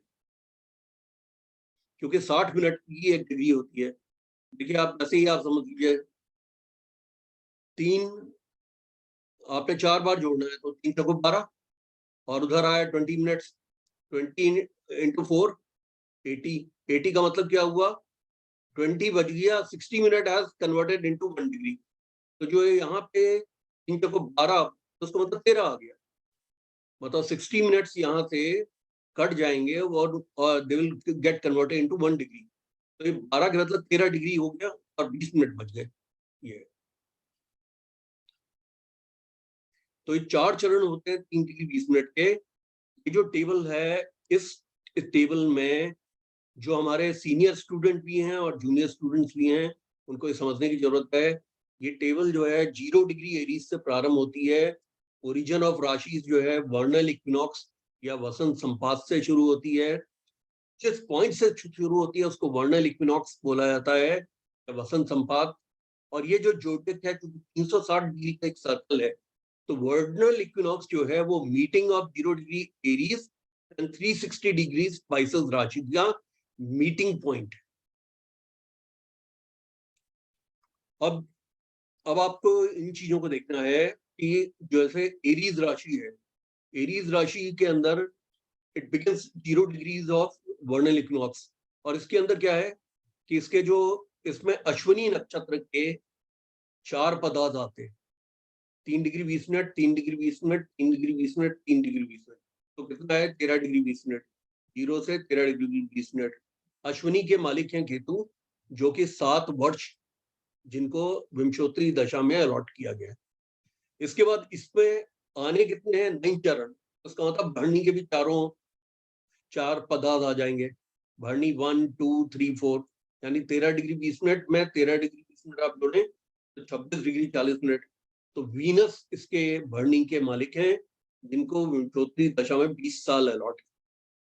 इसके बाद अभी जो 4, 4, 8 पदार्थ इसमें आ गए, तो एक पदा इसमें कृतिका का आता है। कृतिका 26, 40 से 3 डिग्री 20 मिनट आप जोड़ते हैं तो 30 डिग्री। इसके मालिक हैं सूर्य, कृतिका के, इस नक्षत्र के, जिनको 6 वर्ष विंशोत्तरी दशा में अलॉटेड है। इसके बाद आता है टॉरस साइन। टॉरस साइन के अंदर में कृतिका के जो बाकी 3 पदार्थ जो बचे हैं, Kritika second, Kritika third, Kritika fourth, ये 3 पदार्थ आ गए तो ये 10 डिग्री के हो गए। 3 degree 20 minute into 3 degree 20 minute, 3 degree 20 minute, 3 degree 20 minute, तो 20 तियां 60 और 3 तियां 9। 60 का मतलब 1 डिग्री बन गया, तो 10 डिग्री तक, 0 से 10 डिग्री। तो उसके जो मालिक हैं वो सूर्य हैं। इसके बाद फिर आते हैं, अब आपने ये देखना है 9 पदार्थ आने हैं टोटल। 3 पद तो इसमें टॉरस में कृतिका के आ गए। उसके बाद आया रोहिणी के 4 पदार्थ 1 to 4, तो यानी कि 10 डिग्री में 13 डिग्री 20 मिनट जोड़ेंगे तो 23 डिग्री 20 मिनट आ गया। इसके मालिक, रोहिणी के मालिक होते हैं चंद्रमा, जिनको विंशोत्तरी दशा में 10 साल का टाइम दिया है। इसके बाद आते हैं, अब ये देखिए 4, 3, 7 हो गए, तो अब 9 चरण आने हैं। तो 2 मृगशिरा के आएंगे इसमें। मृगशिरा के 2 पदार्थ आएंगे, और मृगशिरा का जो नंबर है 27 में से वो 5वां है। 2 पदा का मतलब हो गया कि पहला पदा और दूसरा पदा। तो 23-20 से 6:40 आप जोड़ लें तो ये 30 डिग्री आ गया। इसके मालिक है मंगल, जिनको की विंशोत्तरी दशा के अंतर्गत 7 साल का टाइम दिया गया है। उसके बाद आता है जेमिनाई साइन। जेमिनाई, ये सारे नक्षत्र आपके बहुत काम आने वाले हैं, इनको बहुत ध्यान से आप लोग पढ़िएगा। 2 से 3 बार आप पढ़ेंगे और स्टेबल को निकाल के इसको कोशिश करें कि अपने स्टडी टेबल में आप इसे शीशे के नीचे लगा के रखें या सामने आप इसे पिन बोर्ड पे लगा के रखें, ताकि आप इनको पढ़ते रहें। इससे आपको बहुत फायदा होने जा रहा है और बहुत एक्यूरेसी के साथ आप लोगों के प्रेडिक्शंस होने जा रहे हैं। इसमें मृगशिरा के 2 पदा यहाँ आ गए तो ये 30 डिग्री तक कंप्लीट हो गई, यानी कि 9 चरण आ गए, 3 चरण, 4 चरण, 7 और 2 9। उसके बाद जेमिनाई राशि आई, मिथुन राशि। मिथुन राशि के अंदर में मृगशिरा के 2 पदा जो बाकी थे, 3rd एंड 4th, वहां वो आएंगे, यानी 0 से 6 डिग्री 40 मिनट तक। इसके मालिक मार्स हैं। उसके बाद आते हैं आद्रा। मृगशिरा के बाद आद्रा नक्षत्र जो है राहु का नक्षत्र है, जिनको विंशोत्तरी दशा में 18 साल दिए गए हैं। आद्रा के 4 पदार्थ हैं 1 to 4, 6:42 20 डिग्री तक। इसका मतलब 4 पदार्थ का मतलब 13 डिग्री 20 मिनट आपने इसमें जोड़ना है। तो 13 डिग्री 20 मिनत आप जोड़ते हैं तो 20 डिग्री आ जाती है। उसके बाद फिर ये आ गए 2 पदा इसके, 4 पदा इसके, 6, अब 3 पदार्थ और आएंगे, क्योंकि 9 पदार्थ आने हैं या 9 चरण आने हैं एक राशि के अंदर। तो पुनर्वसु के 3 पदार्थ आएंगे 1 2 एंड 3। तो इसका मतलब है 10 डिग्रीज हो गए 3 पदार्थ का मतलब। तो 20 डिग्री से 30 डिग्री। तो उसके मालिक हैं, पुनर्वसु के नक्षत्र के मालिक हैं गुरु। उनको विंशोत्तरी दशा में 16 साल का 16 वर्ष दिए गए हैं। इसके बाद आते हैं फिर कर्क राशि, कर्क या कैंसर साइन। कैंसर साइन में पुनर्वसु का 4th पदा से प्रारंभ होता है, क्योंकि 3 पदा जो ऊपर आ चुके हैं मिथुन में, 4था पदा जो है वो पुनर्वसु का इसमें आता है, यानी 0 से 3 डिग्री 20 मिनट तक। इसके मालिक गुरु हैं। उसके बाद आता है पुख्य नक्षत्र, तो श्यामी भी कहते हैं या पुख्य नक्षत्र भी कहते हैं। इसके 4 पदार्थ आएंगे 1 2 3 3 4। 3 डिग्री से 13 डिग्री 20 मिनट आप जोड़ेंगे तो 16:40 तक। इसके मालिक हैं शनि, जिनको 19 साल की विंशोत्तरी दशा में ईयर्स अलॉटेड है। उसके बाद ये जो पहली बेल्ट है ये यहाँ समाप्त हो जाती है। इसमें अश्लेषा नक्षत्र लास्ट आता है कर्क का।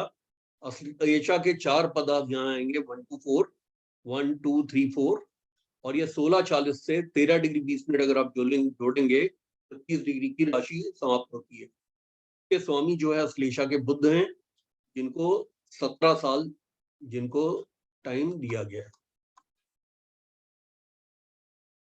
अब इसके बाद सेकंड बेल्ट नक्षत्र की हुई लियो राशि से प्रारंभ होती है, जिसमें पहला जो नक्षत्र है वो मघा नक्षत्र है, जिसके 4 पदार्थ होते हैं 1 2 3 4, यानी 0 डिग्री से 13 डिग्री 20 मिनट। इसके बाद 11th नंबर का जो नक्षत्र है वो है पूर्वा फागुनी। इसके 4 पदार्थ होते हैं 1 2 3 4, यानी 13 डिग्री 20 मिनट से 26 डिग्री 40 मिनट तक। 13 डिग्री 20 मिनट इसमें जुड़ जाएगा। तो इसके स्वामी हैं शुक्र। उसके बाद अब आप देखिए 4 यहाँ जुड़े, 4 यहाँ जुड़े, 4 4 8, बचा क्या? 1, यानी कि अब एक पदा इसमें आ सकता है उत्तरा फागुनी का। उत्तरा फागुनी जो है वो सूर्य का नक्षत्र है, 12 नंबर का नक्षत्र है। ये 26-40 में 3 20 आप जुड़ेंगे तो 30 डिग्री की राशि यहाँ समाप्त हो जाएगी। इसके मालिक है सूर्य।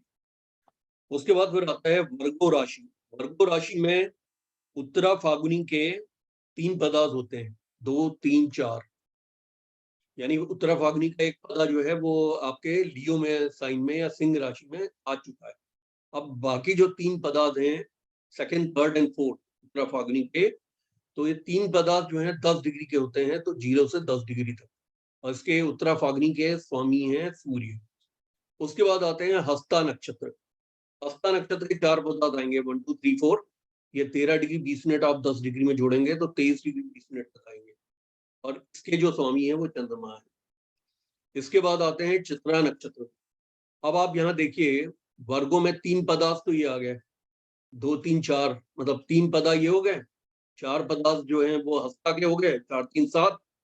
अब बचे क्या? 2। तो चित्रा नक्षत्र के 2 पदार्थ आएंगे 1 एंड 2। 23-20 से 30 डिग्री तक। इसके स्वामी है मंगल। अब इसके बाद में लिब्रा राशि है। लिब्रा राशि के अंदर जो 2 पदार्थ बचे हैं चित्रा के, चित्रा नक्षत्र के 4 पदार्थ होते हैं, 1 और 2 आ चुके हैं कन्या राशि में।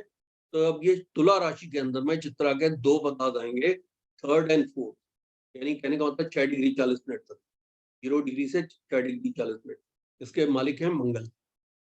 इसके बाद आते हैं स्वाति नक्षत्र के 4 पद इसमें पूरे आएंगे, यानी 13 डिग्री 20 मिनट आप इसमें जोड़ेंगे 6 डिग्री 40 मिनट में, तो 20 डिग्री हो गए।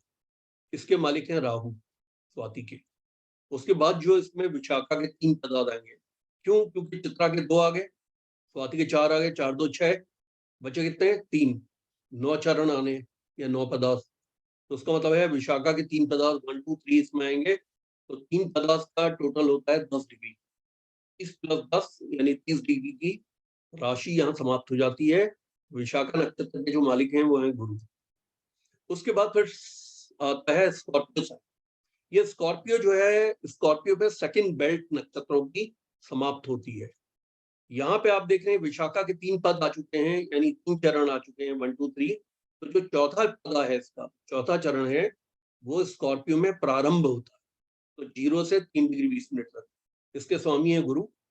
उसके बाद नेक्स्ट जो आता है वो अनुराधा है, जिसके 4 पद हैं 1 2 4, 1 2 3 4। तो उसका मतलब है 4 पदा का मतलब 13 डिग्री 20 मिनट आपको जोड़ना होगा इसमें, तो 16:40 हो गया। इसके मालिक हैं अनुराधा के शनि। इसके बाद ये ज्येष्ठा नक्षत्र पे ही ये जाके समाप्त हो जाता है। इसके 4 पदार्थ आते हैं इसी में, स्कॉर्पियो राशि में 1 2 3 4। 16:40 से 13 डिग्री 20 मिनट आप जोड़ेंगे तो 30 डिग्री आ गया। इसके मालिक मरकरी यानी बुध है। अब आती है 3rd बेल्ट ऑफ नक्षत्रास।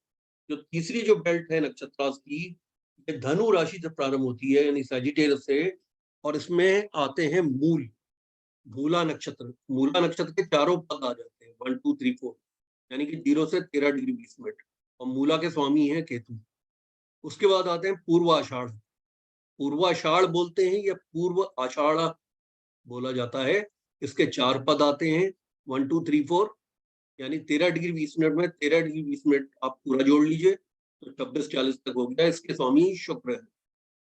अब देखिए 4 पदार्थ इसके हैं, 4 पदार्थ उसके हैं, तो हो गए 8 पदार्थ। अब इसमें एक पद आएगा उत्तरा आषाढ़ का। उत्तराषाढ़ा जो नक्षत्र है 21वां नक्षत्र, उसका एक ही पद आएगा, यानी 3 डिग्री 20 मिनट आएगी, तो 26:40 + 3 डिग्री 20 मिनट, तो 30 डिग्री यहाँ पे राशि समाप्त होती है। उत्तराषाढ़ के स्वामी सूर्य है। अब इसके बाद आता है कैप्रिकॉन। कैप्रिकॉन राशि के अंदर अब उत्तराषाढ़ का पहला पद तो जा चुका है धनु राशि के अंदर। उत्तराषाढ़ के 3 पद जो होते हैं 2nd 3rd and 4th, यानी 0 से 10 डिग्री तक, ये मकर राशि के अंदर आएगा। उत्तराषाढ़ का स्वामी सूर्य है। उसके बाद जो श्रवण नक्षत्र है 22वां नक्षत्र, इसके 4 पदार्थ आते हैं 1 2 3 4। ये 10 डिग्री में 13 डिग्री 20 मिनट आप जोड़ेंगे तो 23 डिग्री 20 मिनट हो गया। इसके स्वामी है चंद्रमा श्रवण के। उसके बाद आया धनिष्ठा। अब आप देखिए मकर राशि के अंदर 3 पद तो उत्तराषाढ़ के आ गए, 4 पद इसमें श्रवण के आ गए, तो 4 3 7, बचे कितने? 2। तो इसमें धनिष्ठा के 2 ही पद आएंगे, पहला और दूसरा, यानी कि 2 पद का मतलब 6 डिग्री 40 मिनट। एक पद होता है 3 डिग्री 20 मिनट का, तो 30 डिग्री 20 मिनट में अगर आप 6 40 जोड़ेंगे तो 6 3 9 29 और 40 में 20 60। 60 का मतलब हो गया 60 मिनट का मतलब 1 डिग्री यहाँ बढ़ जाएगी, तो इसका मतलब हो गया 29 का 30 हो गया, 30 डिग्री। इसके स्वामी है मंगल। इसके बाद फिर एक्वेरियस साइन आता है, यानी कि कुंभ राशि आती है। कुंभ राशि में जो धनिष्ठा के बाकी 2 पदार्थ थे 3rd and 4th, वो आ जाते हैं, यानी 0 से 6 डिग्री 40 मिनट तक, और इसके स्वामी है मंगल। इसके बाद आता है शतभिषा। शतभिषा जो इसको शतभिषज भी बोलते हैं, शतभिषा भी बोलते हैं। इसके 4 पदार्थ होते हैं 1 2 3 4, ये इसमें आते हैं कुंभ राशि के अंदर, यानी कि धनिष्ठा के 2 पद आए तो 0 से 6 40 तक, मंगल उसका स्वामी है। शतभिषा के 4 पद आए 6 40 में 13 डिग्री 20 मिनट जोड़ेंगे तो 20 डिग्री आएगी। इसके स्वामी राहु हैं। फिर आएगा पूर्वा भाद्रपद। पूर्वा भाद्रपद के 3 पद इसमें क्यों आते हैं? क्योंकि ये देखिए 2 पद आ गए हैं इसमें, 2 पदार्थ इसमें धनिष्ठा के आ गए हैं, 4 पदार्थ इसमें सद्भिषा के आ गए हैं, तो 4 2 6, बचा कितना 3। 9 चरण आने हैं एक राशि के अंदर, 3 डिग्री 20 मिनट की राशि के 9 जो चरण, जो नक्षत्र का जो चरण है 3 डिग्री 20 मिनट का है, उसके 9 पद आते हैं। तो आप इसमें देखिए कि पूर्वा भाद्रपद में 3 पदार्थ आएंगे, तो 1 2 3 इसके अंदर आ गए। तो 3 पदार्थ का मैंने आपको बताया कि टोटल होता है 10 डिग्री, तो 20 में 10 डिग्री जुड़ी 30 डिग्री। इसके स्वामी जो पूर्वा भाद्रपद के हैं गुरु। अब पूर्वा भाद्रपद के 3 पद इसमें आ चुके हैं, तो एक ही पद बचा है 4th पद, वो पाइसेस या मीन राशि के अंदर आएगा, क्योंकि यहाँ पे जो है 360 डिग्री का जोड़ियक यहाँ समाप्त होता है। ये एक सर्कल है। पूर्व भाद्रपद का जो 4th पद है वो 0 से 3 डिग्री 20 मिनट का है और उसके स्वामी है गुरु। उसके बाद उत्तरा भाद्रपद के 4 पद आएंगे 1 2 3 4, यानी कि वो 3 डिग्री 20 मिनट से 16 डिग्री 40 मिनट तक है। 13 डिग्री 20 मिनट इसमें जुड़ेगा तो 16 डिग्री 40 मिनट हो जाएगा। इसके स्वामी उत्तरा भाद्रपद के शनि है। और उसके बाद लास्ट में जो नक्षत्र आता है उसे कहते हैं रेवती। रेवती नक्षत्र के 4 पद इसमें आते हैं 1 2 3 4, यानी 13 डिग्री 20 मिनट। तो 16 40 में अगर आप 13 डिग्री 20 मिनट को जोड़ते हैं तो 30 डिग्री की राशि पूर्ण होती है और उसके स्वामी बुध है। अब मैं आपको एक चीज जो यहाँ पे और बताना चाहता हूँ, जहां पे भी नक्षत्र के पद जो हैं दूसरे नक्षत्र के साथ जुड़ते हैं, जैसे अश्विनी जो पहला नक्षत्र है वो अश्लेषा दूसरा नक्षत्र है जो समाप्ति का नक्षत्र है। अश्लेषा मघा के साथ जोड़ रहा है तो मघा तीसरा हो गया। मघा फिर ये ज्येष्ठा चौथा हो गया। ये किससे जोड़ रहा है? मूला से। और यहाँ पे आप देखेंगे रेवती किससे जोड़ रहा है? पहले वाले से, अश्विनी से। तो ये जो नक्षत्र की बेल्ट्स को जोड़ने वाले जो नक्षत्र होते हैं इन्हें गंडांत नक्षत्र कहते हैं, गंड मूल के। कभी कभी आपने सुना होगा कि जब चंद्रमा जो है किसी की भी कुंडली के अंदर चंद्रमा इन 6 नक्षत्रों का होता है, अश्विनी, अश्लेषा, मघा, ज्येष्ठा और मूल और रेवती, तो हम क्या बोलते हैं? ये गंडांत नक्षत्र है, मतलब गंडमूल के नक्षत्र हैं। इसमें सबसे जो खराब गंडमूल के नक्षत्र माने जाते हैं जब चंद्रमा इन नक्षत्रों में होते हैं वो है मूल और मघा। बाकी जो है बाकी नक्षत्रांश भी गंडमूल के हैं, उनमें भी पूजा पाठ लोग कराते हैं, लेकिन वो इतने हानिकारक नहीं है। बस आपको ये बात समझ लेनी है।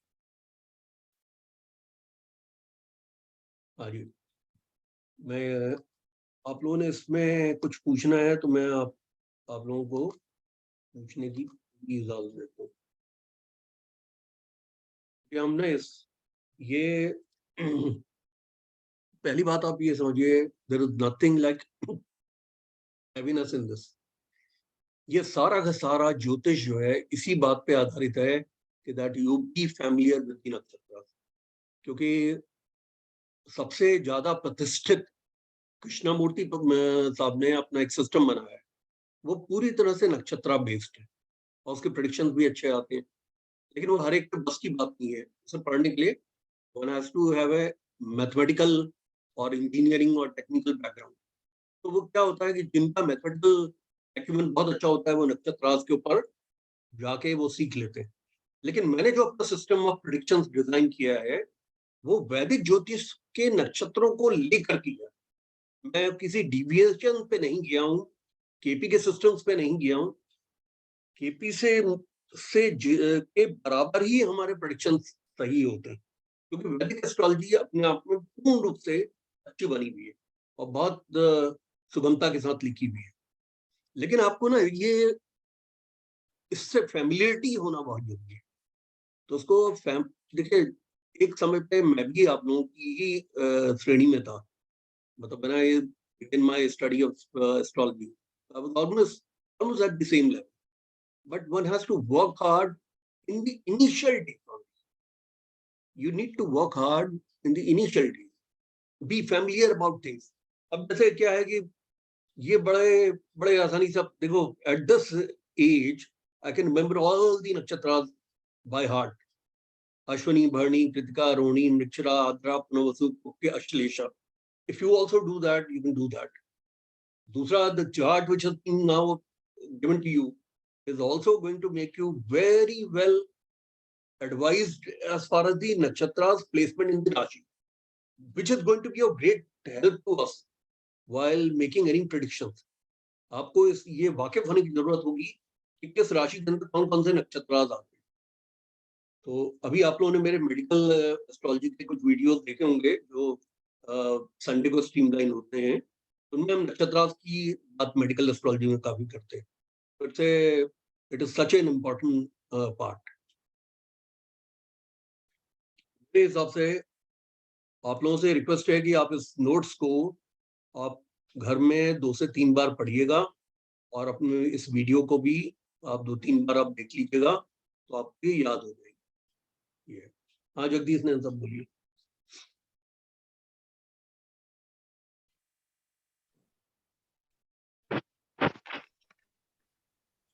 गुरुजी मेरा प्रश्न ये उच्च और नीच से था कि कई ग्रह जिस तरह मंगल जो है कर्क राशि में नीच के होते हैं और मकर के अंदर ये उच्च के हो गए, तो मकर का स्वामी जो हो गया वो शनि हो गया, शनि की और इसकी आपस में शत्रुता है मंगल की, तो फिर ये उसमें उच्च के कैसे हो गई और इसके मित्रता है चंद्रमा के साथ, तो फिर यहाँ पे ये नीच के हैं। और इसी तरह से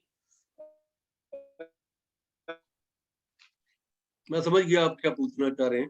देखिए जगदीश नारायण साहब, ऐसा है, पहली बात तो आप ये समझिए कि मंगल जो है, मैं समझ आपकी आवाज कट रही है की राशि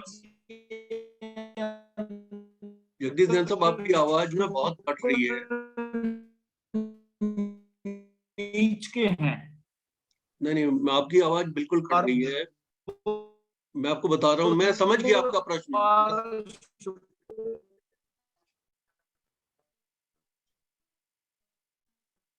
जगदीश नारायण साहब, आपकी आवाज बहुत ज्यादा कट रही है, लेकिन मैं आपका प्रश्न समझ गया हूँ। I will answer you. मैं पूरे प्रश्न का मैं आपको जवाब दूंगा। देखिए ऐसा है, मेरी बात सुनिए। इनके पीछे ना उच्च का और नीच का होना के पीछे एक स्ट्रॉन्ग लॉजिक है। जैसे कहने का मतलब है कि जो हमारी जो मंगल है, मंगल को सिलेस्टियल कैबिनेट में सेनापति का दर्जा है, और जो शनि है, राहु है, इनको प्यादे या इनको प्यादों का दर्जा है, मतलब प्यादों का मतलब पैदल सिपाहियों का दर्जा है। तो सेनापति जो है वही लीड करता है। इसलिए जब भी ये शनि की एक राशि मकर राशि के अंदर आते हैं, क्योंकि मकर राशि जो है कर्म भूमि की राशि है, कालपुरुष की ना कर्म स्थान की राशि है, और वही ऑर्डर चलाने वाली राशि है, वहीं से अथॉरिटी निकलती है। कालपुरुष में 10वें भाव में मकर राशि जन्म पड़ती है, तो वहीं से ऑर्डर, अथॉरिटी, क्राउन, गवर्नमेंट और any kind of governmental order, action, तो उस पे जो सेनापति होने की वजह से वो रूल करते हैं इन इस पे सैटर्न। ये एक रीजन है। दूसरा जो है, जैसा आप शुक्र का पूछ रहे थे, तो शुक्र का माइथोलॉजिकल रीजन ये है कि जो जिस समय पे क्षीर सागर का मंथन हुआ था, और उसमें वासुकी नाग और वो जो पर्वत था, उसको जब देवताओं और राक्षसों ने मंथन किया था, तो उसमें काफी चीजें निकली थी, और उसमें शुक्र को रिप्रेजेंट करने वाली महालक्ष्मी जी भी अवतरित।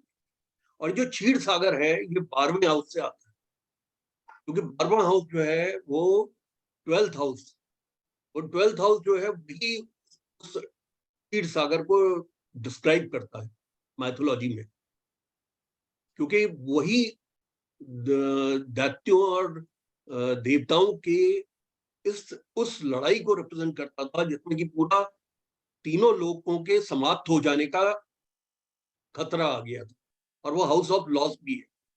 तो 12th हाउस में जब उन्होंने मंथन किया था, तो उसमें से 14-15 चीजें निकली थी। उसमें से एक महालक्ष्मी भी निकली थी, जो कमल के फूल पे आई थी। उन्होंने सबको आशीर्वाद दिया था, धन दिया था।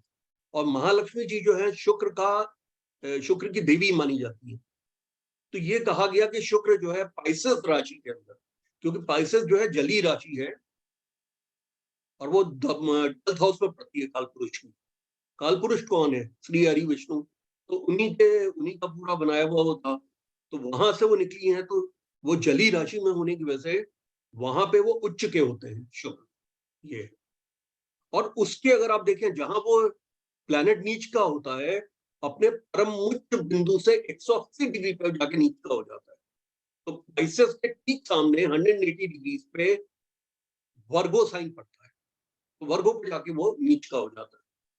तो उच्च और नीच की जो कल्पना है, एक सिंपल सी बात है। एक बात आप देखिए, एक गाड़ी जो है अच्छी मेटल रोड पे फास्टेस्ट चल रही है, वो गाड़ी कब खराब चलेगी?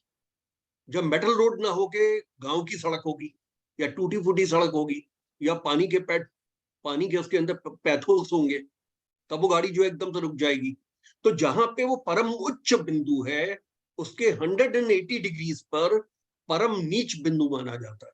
इसीलिए मैंने आप लोगों को दिखाया, जिस डिग्री पे वो उच्च के होते हैं, उतनी ही डिग्री पे जाके एग्जैक्टली 180 डिग्रीज अपार्ट, उतनी ही डिग्री पे जाके वो नीचे के होते हैं दूसरी राशि में, जो राशि उनके ऑपोजिट में पड़ती है। जैसे मकर में मंगल जो है उच्च के हैं, और वो कर्क में जाके नीच के हैं, क्योंकि इसकी ठीक ऑपोजिट राशि है। आप मेरी बात समझ रहे हैं? सर मुझे तो कुछ समझ नहीं आ रहा है, ये पदा वदा में डिग्रीज कैसे कैलकुलेट की थी आपने और क्या? सर मुझे तो कुछ भी नहीं आ रहा। अब मुझे भी नहीं आया था पहली क्लास में। ये कुछ चमत्कार तो होता नहीं। नेहा, नेहा आप बोल रहे थे? हाँ, हाँ जी। अभी हमारी ना सेकंड क्लास है नेहा। तो ये आपको ये समझना होगा कि आप एक नए सब्जेक्ट के अंदर में आपका जुड़ाव हुआ है। आज तक कभी भी कोई व्यक्ति विद्वान नहीं हुआ है दूसरी क्लास के अंदर। पहले के जो गुरु होते थे ना, वो बड़े बहुत ज्ञानी होते थे और बहुत सिद्ध पुरुष होते थे। श्री रामकृष्ण परमहंस जी ने विवेकानंद को के सिर के ऊपर हाथ रखा, सारी नॉलेज ट्रांसफर हो गई।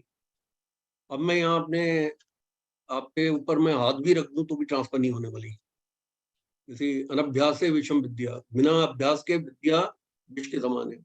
इसके ना तो हमारे अंदर वो इतनी पावर है कि हम आपको एक दिन में करें।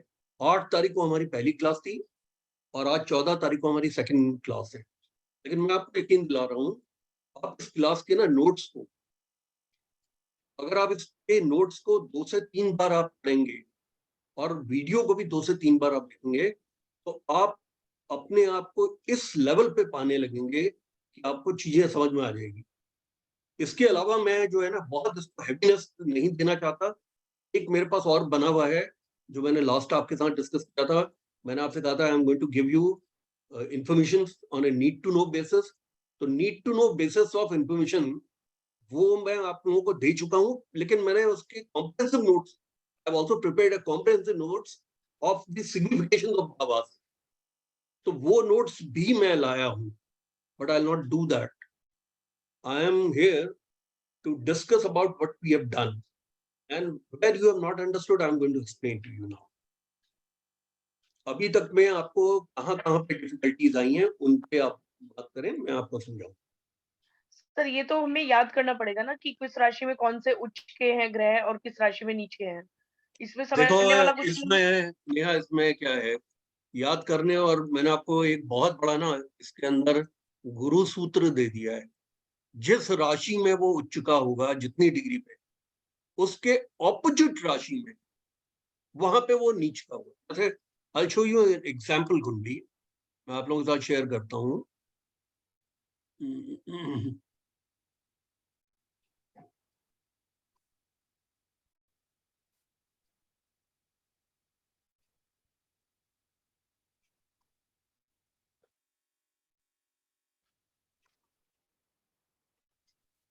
ये देखिए, ये शनि है। शनि यहाँ पे नीच के हैं। इसके एग्जैक्टली ऑपोजिट 180 डिग्री पे तुलना में जाके शनि उच्च के हो जाए।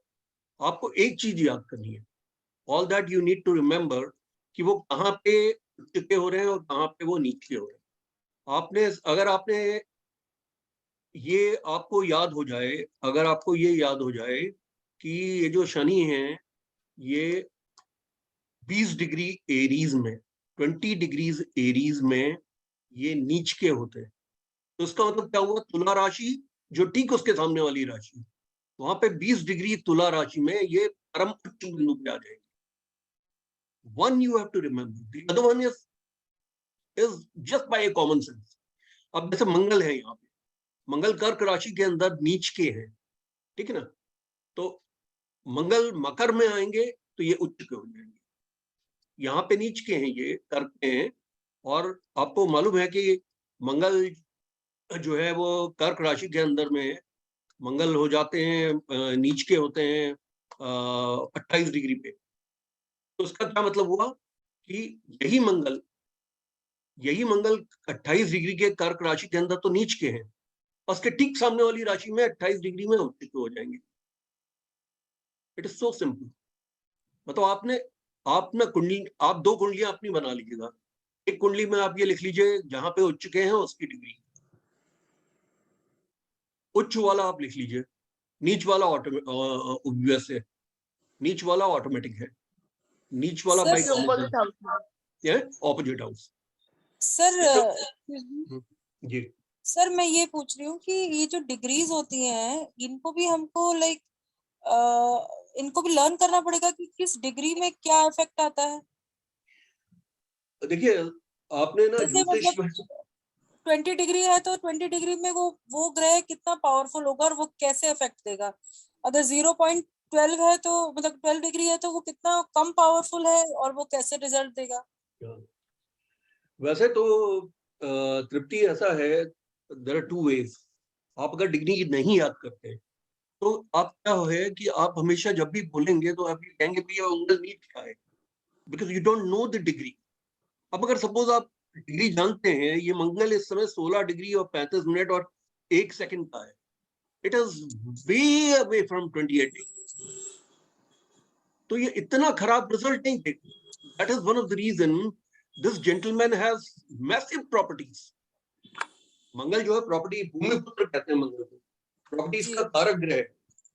यानी कहने का मतलब है कि अगर वो 28 डिग्री पे अगर वो परम नीच बिंदु में होता, all his properties would have dissolved or sold off or in problems or fighting with the builders or some of the other problems he might have been facing.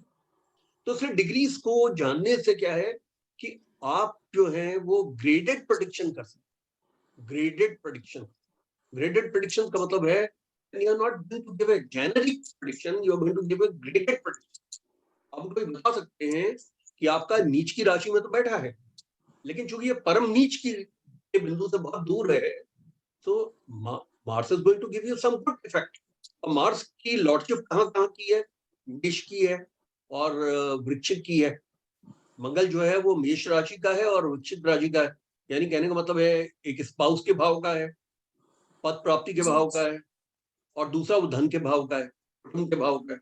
तो उनका कुटुंब भी अच्छा है, धन भी बहुत अच्छा है और स्पाउस भी अच्छी है नीच का होने के बावजूद।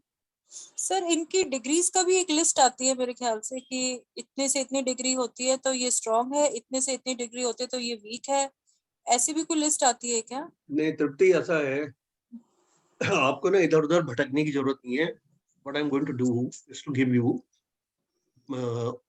Need to know basis information. जब आप जैसे जैसे स्टूडेंट्स का ना एक ग्रिप आने लगता है सब्जेक्ट, उसके बाद में नीड टू नो बेसिस पे आप लोगों को इन्फॉर्मेशन इसीलिए देते हैं, और उसके बाद मैं आप लोगों को इस लेवल पे लेके जाऊंगा जब when you will be able to appreciate those things and retain them और लॉजिकली लिंक है। जब आप रैशनल एंड लॉजिक के साथ में चीजों को लिंक अप करना सीख जाएंगे, उस समय में आपको इन्फॉर्मेशन दूंगा। I can just show you. I have got the second one also. ये मैं आपके साथ में, ये दिख रहा है आपको, ये सिग्निफिकेशन ऑफ, नहीं दिख रहा होगा, पहले आपको इसको बंद करना पड़ेगा तभी दिखेगा। हाँ आप शेयर करना पड़ेगा, मैं आपके साथ शेयर करता हूँ तो आपको ये पता चलेगा Now I'm going to give you, not now, but tomorrow, I'll give you more information. I gave you at least 5 to 6 information about the signification of each of the houses. Now what I've done is to make it more. Now it is swelling. Why is it swelling? Because I want you to be familiar with many more things which are also to be seen from each of the भाव. तो इस वजह से मैंने ये बनाया हुआ है. इसके बाद भी मैं इसको और अपडेट करूंगा. When your mind has absorbed this information, then I'm going to give you many more information which are connected with the signification of each of the 12 houses. So that this you is can- very helpful. that is going to be extremely helpful. Yeah. तो सिर्फ आप लोगों को ना patience रखना होगा. ये normally क्या हो जाता है कि many times students feel that कि एक दिन में हम पूरे मतलब हम यहाँ से निकले हैं और तो निकलने के बाद में सीधे दुकान में एक वो लगा लें बोर्ड और कहें जी मेरी फीस है 5,000 रुपये, आ जाओ. It doesn't happen like that. ये ना ये एक विद्या है और मैं जो है I am going to teach you from the roots so that कल को अगर आपने शिक्षा का क्षेत्र पकड़ लिया, just like me, and I am known for having produced many teachers. मतलब मेरे कम से कम जो है 150 से ऊपर टीचर्स मैंने प्रोड्यूस किए हैं अपने over a period of my 25 years of teaching and 35 years of experience of learning astrology. तो वो मेरा हमेशा ध्येय रहता है. अभी मेरे एक कोर्स हुआ था जर्मनी का. So there are many people who might do sadhana in Germany and may turn out to be very good teacher. हाँ, YV Arvind sir, please. Guruji 2 questions थे. आप वो पुराना नेटल चार्ट दिखा सकते हैं जो भी आप डिस्प्ले कर रहे थे? जो आप उसकी बात कर रहे हैं जो जिसमें नक्षत्र थे. जी जी. नहीं, जिसमें अभी लगन था. लगन की क्वालिटीज. जी जी. 12 हाउसेस एंड उसमें जो पोजीशंस थे सैटर्न के और मंगल का. अच्छा. और उसको ओके राइट. मैं एक मिनट निकल.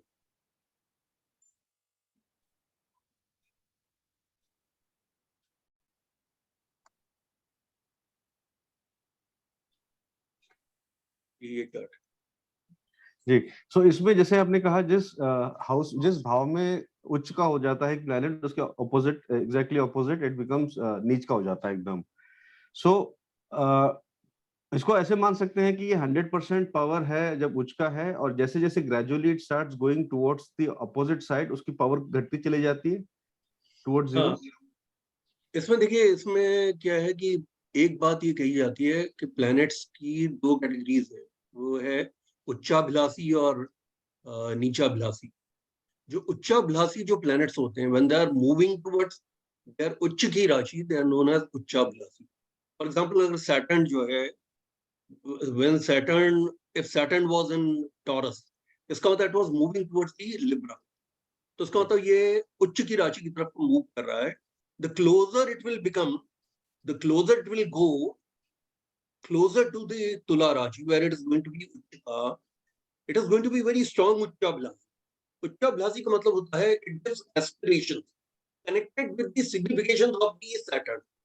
क्या शनि किन चीजों का कारक है? शनि है आपके शनि हार्ड वर्क का कारक है, रिसर्च का कारक है. Shani want to create something on its own.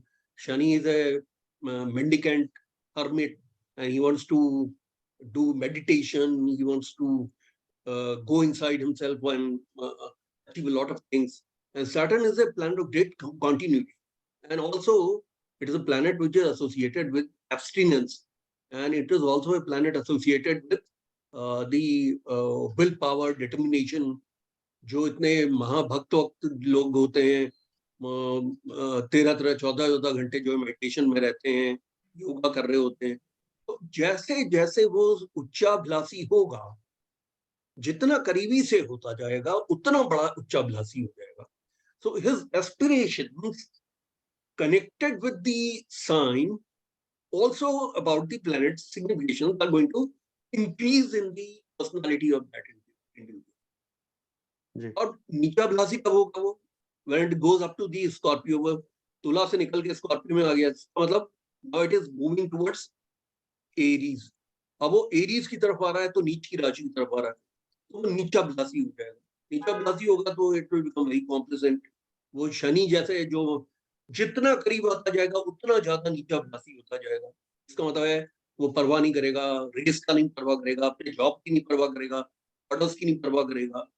वो जो है इन चीजों की परवाह नहीं करेगा कि वो उसे स्टैग्नेशन हो रहा है, उसको he has been assigned the same kind of role for a long time and is being very complacent. He is not making much of efforts. So वो अपने नेचर से दूर होते हुए चले जाएगा जब नीचा अभिलाषी होता है वो। निश्चयभिलाषी होगा तो वो ना उसका एम्बिशन लो होने लगता है, तो एम्बिशन लो हो जाएगा, एस्पिरेशंस लो हो जाएगी, ये है। ओके, तो दूसरा सवाल ये था गुरुजी, जैसे आपने अभी 2 स्टेट्स बताए उच्च और नीच का, जैसे बीच में और भी होते हैं न्यूट्रल, शत्रु, स्वग्रही, तो उसमें उस पे हम आएंगे, हम लोग आएंगे, ठीक है, gradually we are going to cover everything.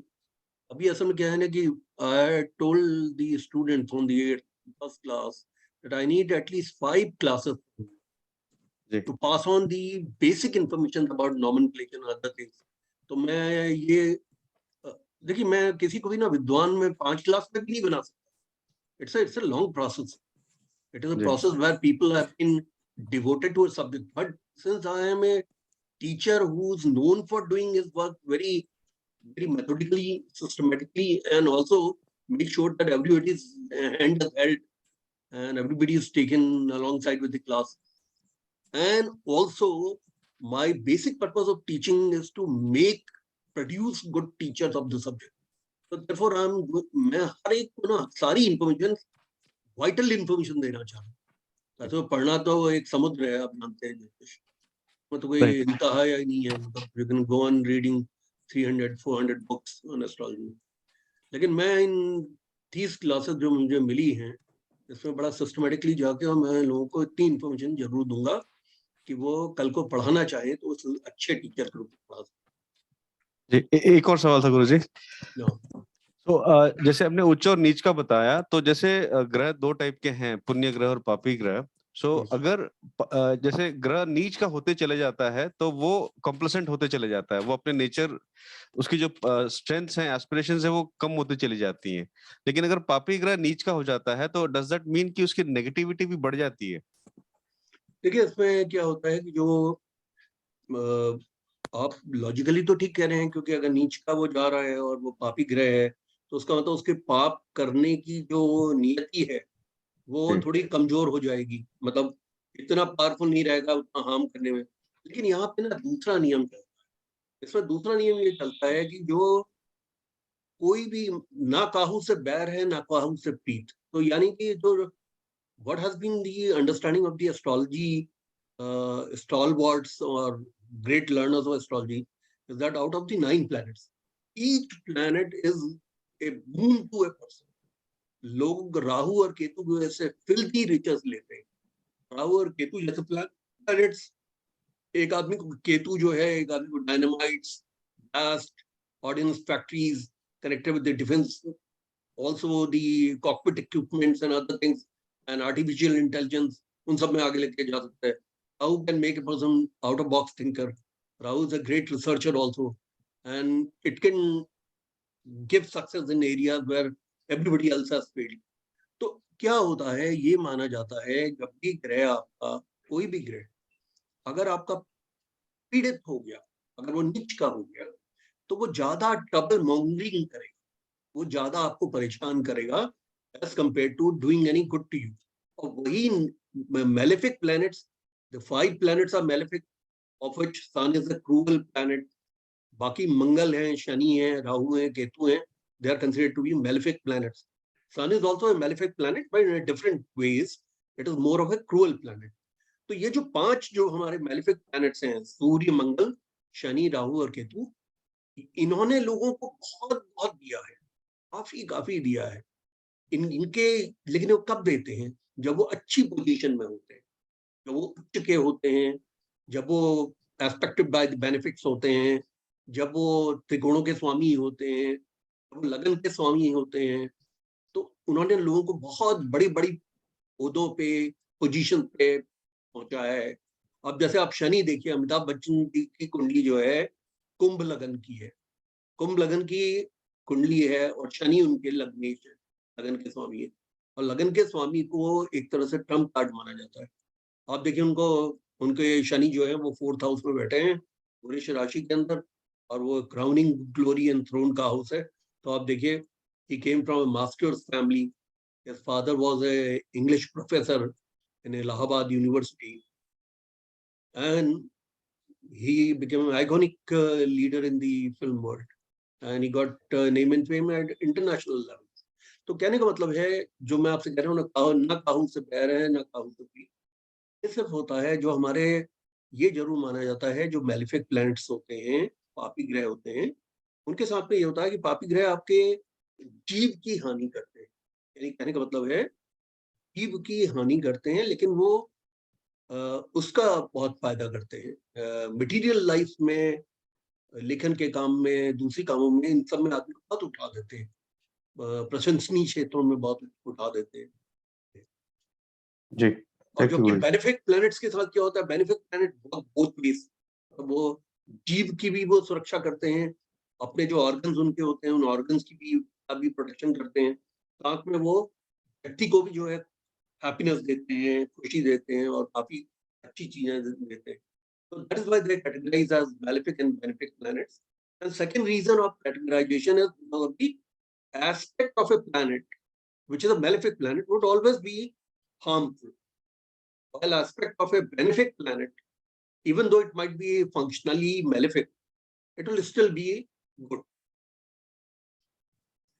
Thank you, Guruji. Yeah.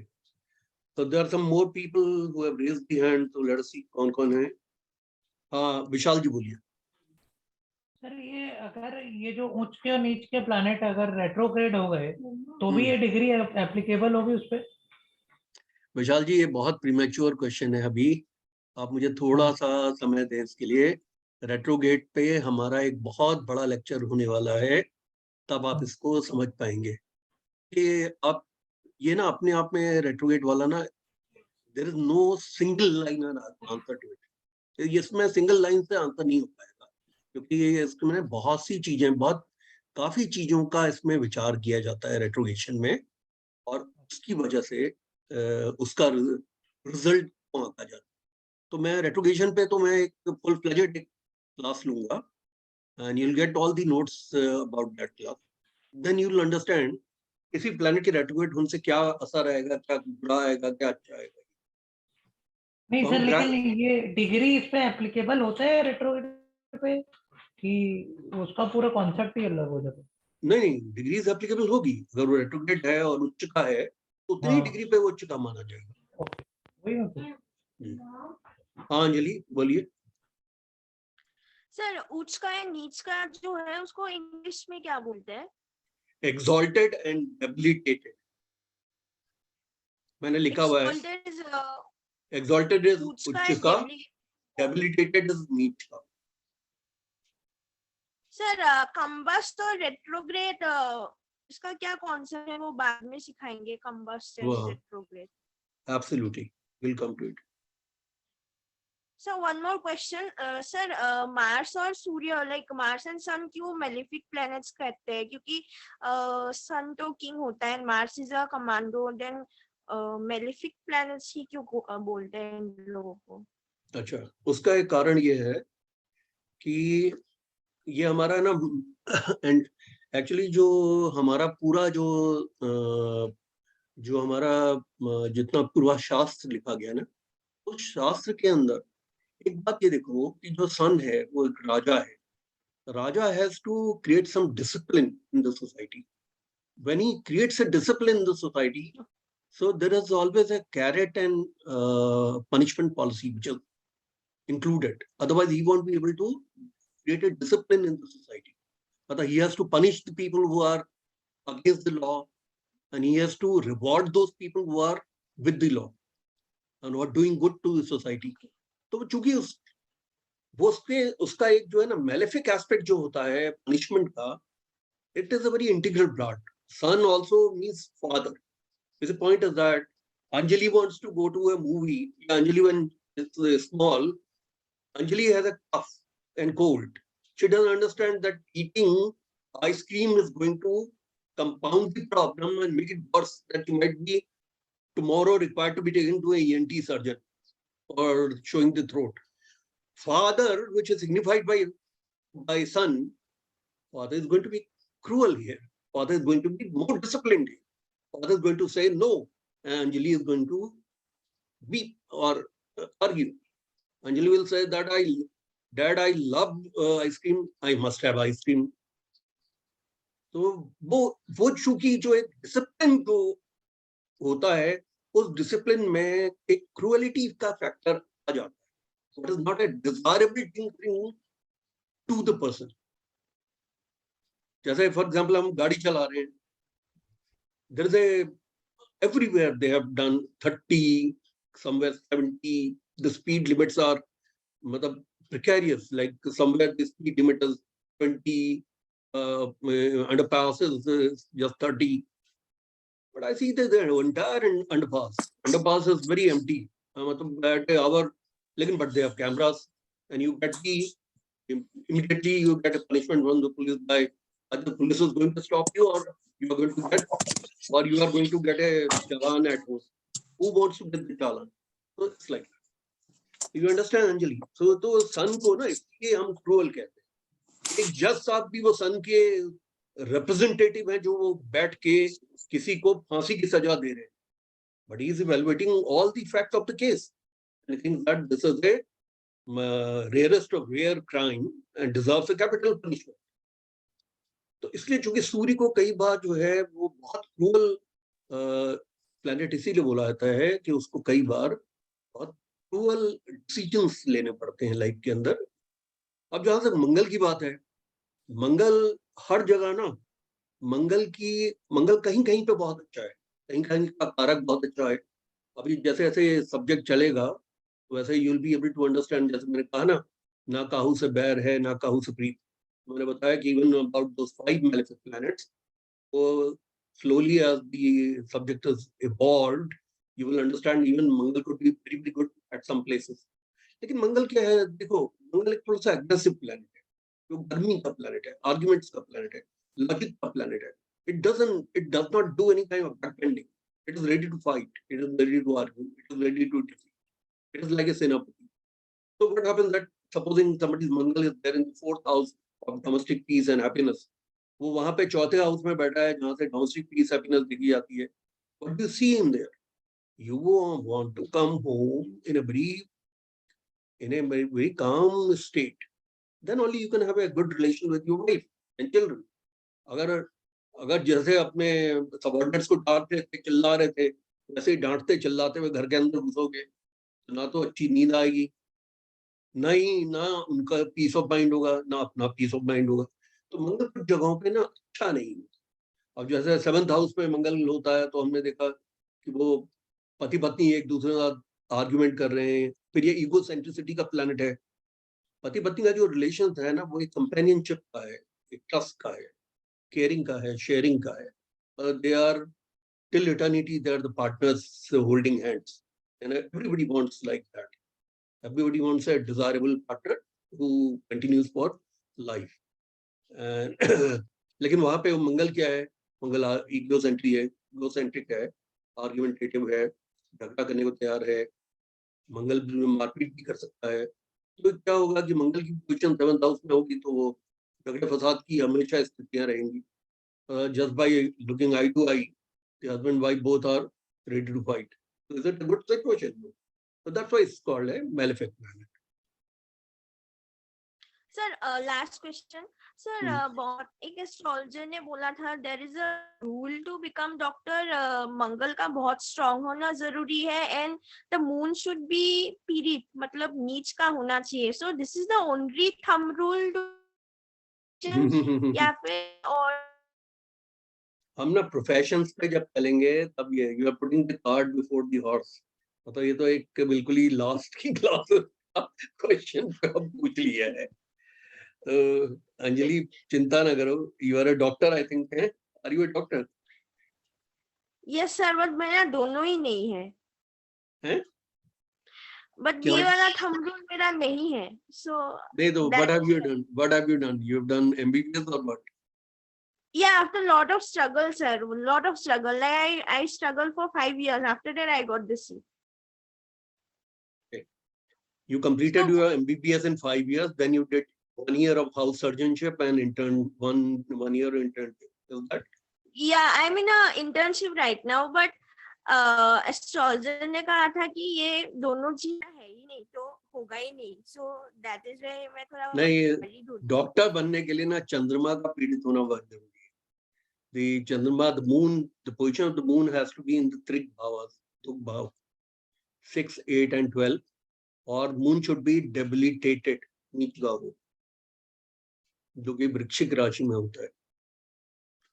So your moon will have any kind of maleficence.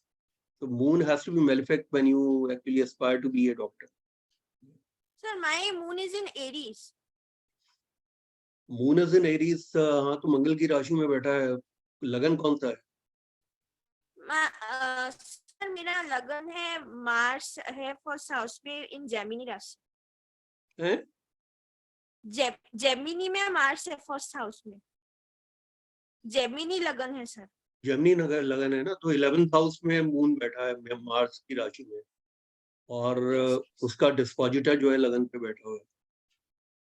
तो चंद्रमा पे और भी देखो, इतना एक single planet one can not answer the question, क्योंकि उसके में ये भी देखा जाता है कि all planets are aspecting, now you are going to get to understand aspects क्या होते हैं, and there is a hemming of the planet, so there are many ways to see कि कोई प्लैनेट पीड़ित है या नहीं है।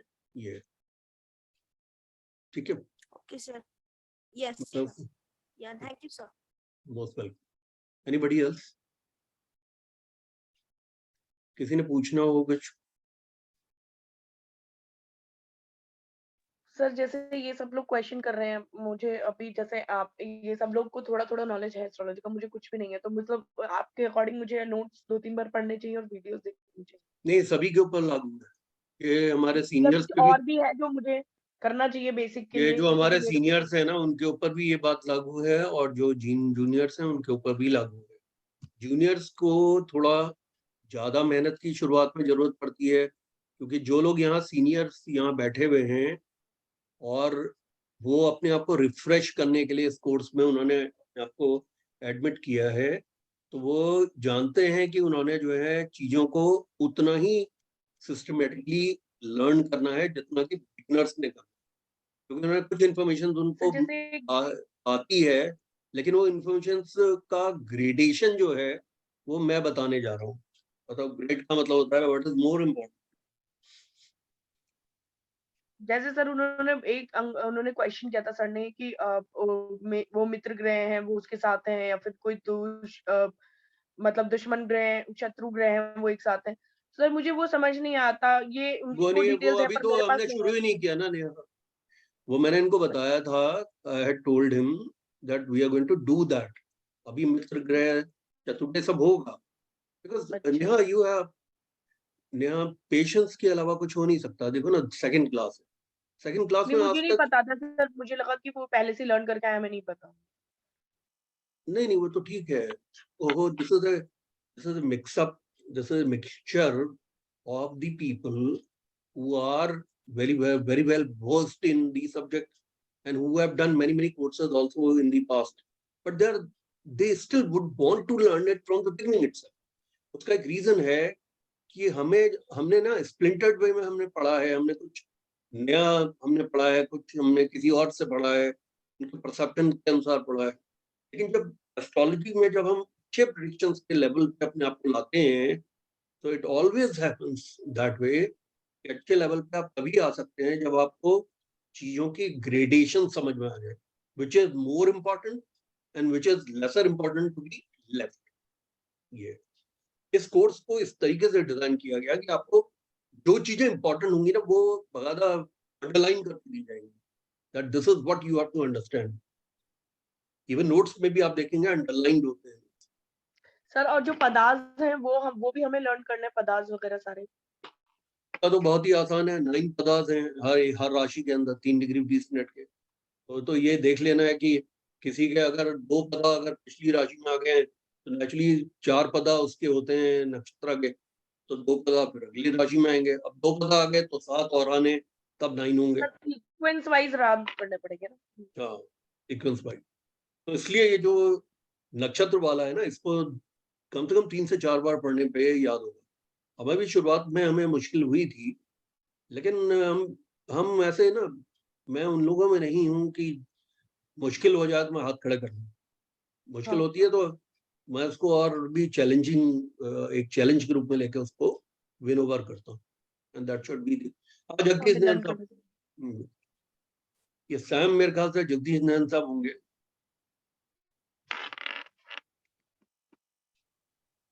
आपने हाथ खड़ा किया है जगदीश नैन साहब, बोलिए। हेलो,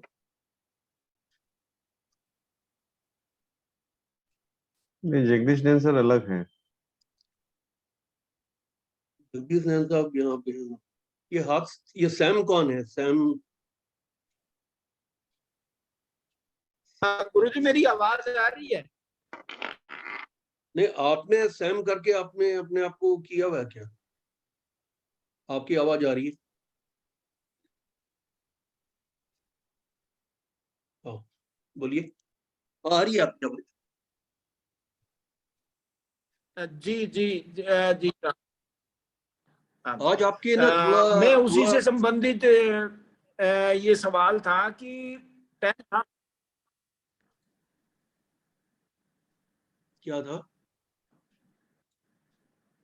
आवाज कट रही है। हाँ, आपके उसमें सिग्नल आज वीक होंगे मेरे ख्याल से, क्योंकि मेरे तो सिग्नल्स पूरे दिखा रहे हैं। यही था गुरुजी, उसी से संबंधित है कि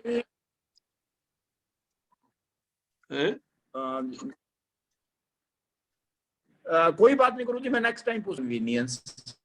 आप उसमें ग्रुप में डाल दीजिएगा प्लीज। Sorry for